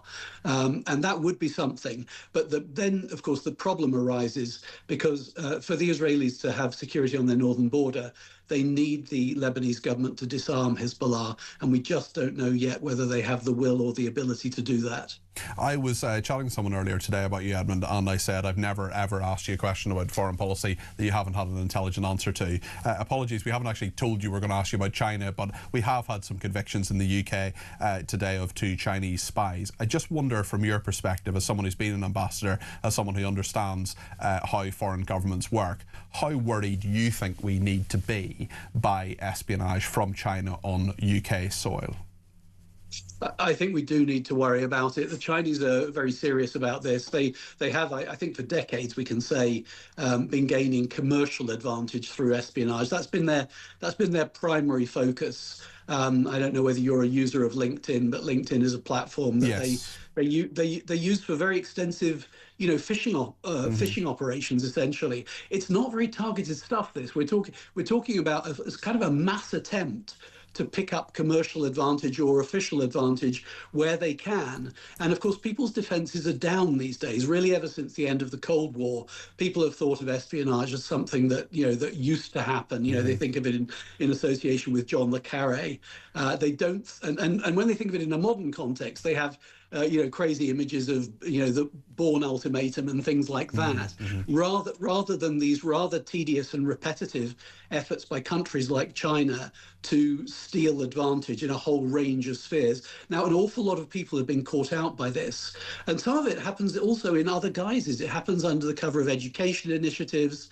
So they're able. If you invest in an academic partnership with China, most universities don't realize that what they're effectively doing is that they're dealing with a tool of the Chinese Communist Party. That's not necessarily the fault of the Chinese academics, but they don't really have any choice in the matter if the Chinese government wants to use them. So I think we've had a long period of naivety about the threat from China. We've also been, guided by the fact, perhaps correctly guided by the fact that China is an important part of the global economy, and therefore we do need to find a way of working with them. But I think we in the West need to be much tougher with the Chinese about when they break the rules of the game, and that includes over stealing patents as well. Of course. Edmund, always worth listening to your common sense and analysis. Thank you, Edmund Fitton-Brown, there on Iran, on China, a number of really interesting issues there.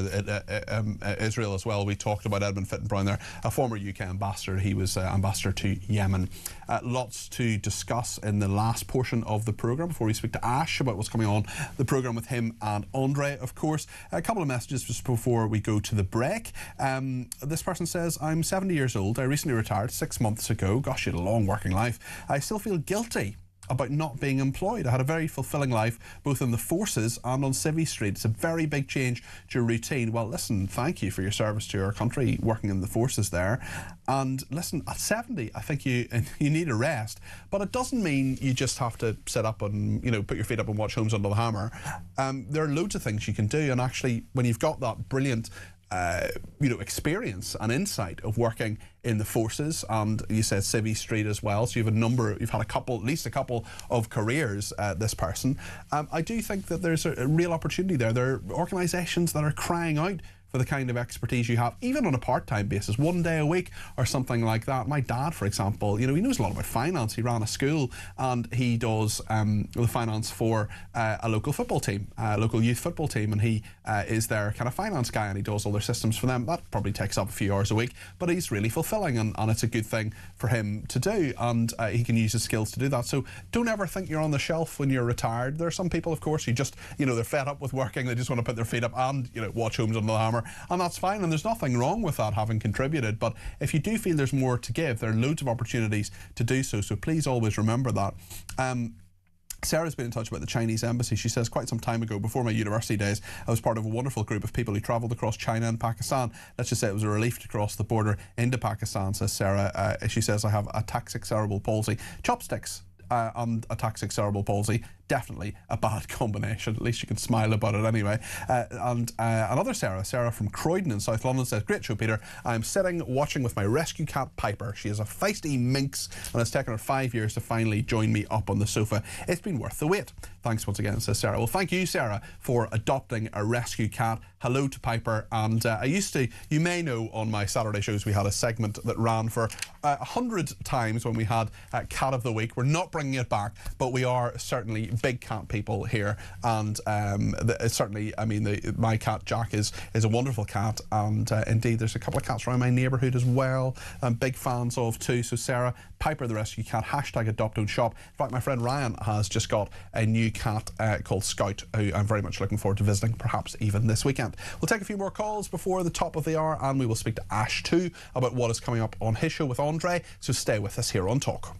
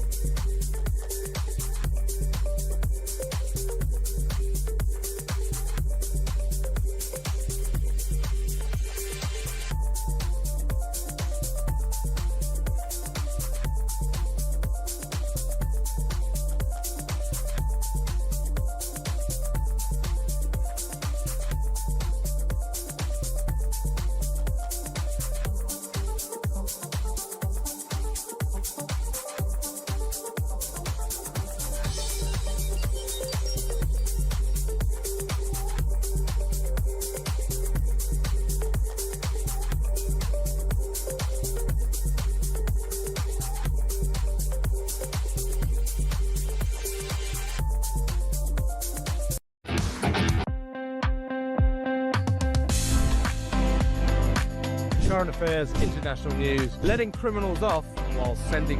Oi! Oi! You shut up!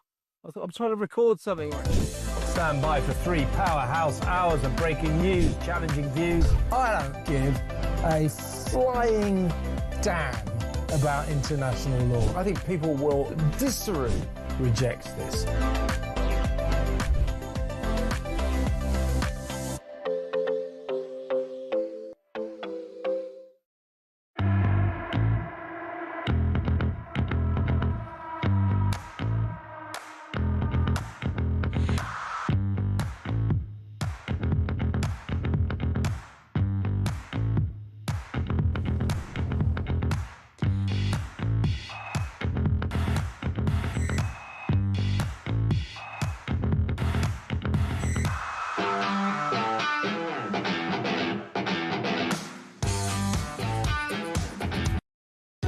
Across the UK, on DAB+, on your smart speaker, on your smart TV, and on your side. This is Talk. Julie is in Chester and has given me a ring on 0344 499 1000. Julie, you're very welcome to the programme. What would you like to say? Hiya, I love your show. I just wanted to... I phoned up the other day about the Independent, what they picked up about. It doesn't actually pay to work at all. Yeah, well, I mean, first of all, thanks for your very kind views on the programme. But yes, I mean, I do wonder, there are a load of people out there who are working really, really hard and they're just not getting the same amount of money as people on benefits are, and that should never be the case. Well, I'm working full-time. I take home £25,000 a year. And I have to pay my rent out of that, council tax, utility bills, and yet, you know, I work with support with the homeless and, you know, drugs and things like that. I mean, that sounds like really, really important work, Julie. And oh, look, absolutely love it. I'm an ex-addict myself. You know, I've been clean for 24 years. Good for you. But it just frustrates you when you're on the minimum wage that you genuinely are working for nothing, because people that are on benefits, all right, not the basic benefits, I understand that. And I do feel sorry for people because I think there's no jobs out there, especially for young people. Well, and it must be so frustrating as well, Julie, when you're out there working hard. You know, for not a lot of money, the average salary is higher than your salary. But then, I mean, does it feel like a slap in the face? Do you wonder sometimes, what am I doing here? Absolutely. And especially when you're looking after people that are claiming more money than you. And absolutely, you know, if it was to help them, wouldn't have an issue with it. But it's not helping them. Julie, do you know what? Benefit trap. You know, sometimes I think, why do I go? I have to pay for my prescriptions. You know, my rent's £700 a month. Yeah, that's a lot. You know, council tax bills I have to pay to get to work because I don't drive, and you know. Do you have any money to do the fun things? Do you have any money to go to the cinema or to go out for a meal or anything like that? My fridges are bare about a week, 2 weeks before I get paid. It's absolutely bare. That's crazy, Julie. I mean, you're doing a job that is absolutely vital and is really, really important, and I do wonder what our priorities are. You know, I haven't had I'm not moaning about it. You're stating facts, Julie. You're stating facts here. Yeah. But what I'm trying to say is I'm so glad that the Independent picked up on this. Yes. You know, if you really are on the minimum wage and you're working full-time and you live in a house on your own, you've got no partner, then you're paying all the utilities, all the bills, you're working full-time, you know, you're going to work and watching people sit out in the gardens, you know, and you know the thingy in the system, they're out in the system. Do you know what, Julie? I've got to go, but I'd love to talk to you more about this.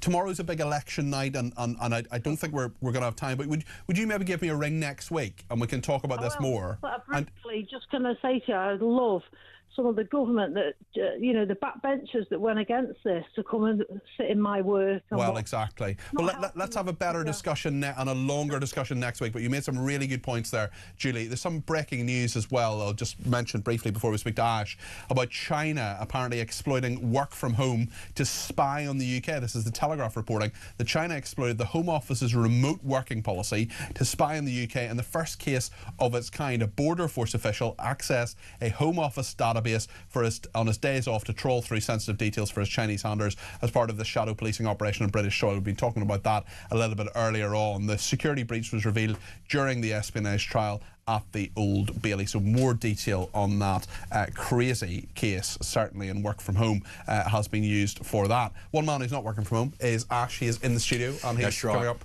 in just a few minutes with Andre. How you doing? All right, man. Yeah, but I mean, they even got bugs in your toasters now. They even know what side you butter your toast these days, the Chinese. I mean, is that vital information for it the all adds up, Communist Party? It provides a picture, and they say if you've got a Chinese car, they don't like businesses having it. Don't plug your USB into the charging port of your Chinese car. It sucks your data out. Wow. Quicker than you can say Chinese spy.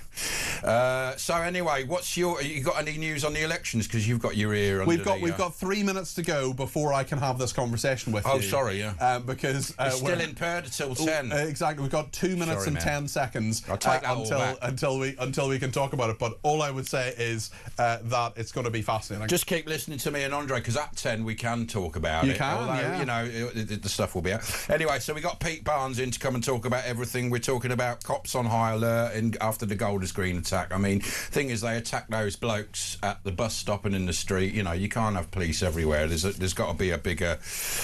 Something else will happen if they don't do something else. We've got Kieran Kelly, director of the Christian Institute, about a UK pastor found guilty of influencing people's decisions about abortion. Oh, wow. Okay. Yeah, so, I mean, that's a bit like the praying in your head thing, isn't it, where you get arrested because you were praying in your head. Where else can you pray?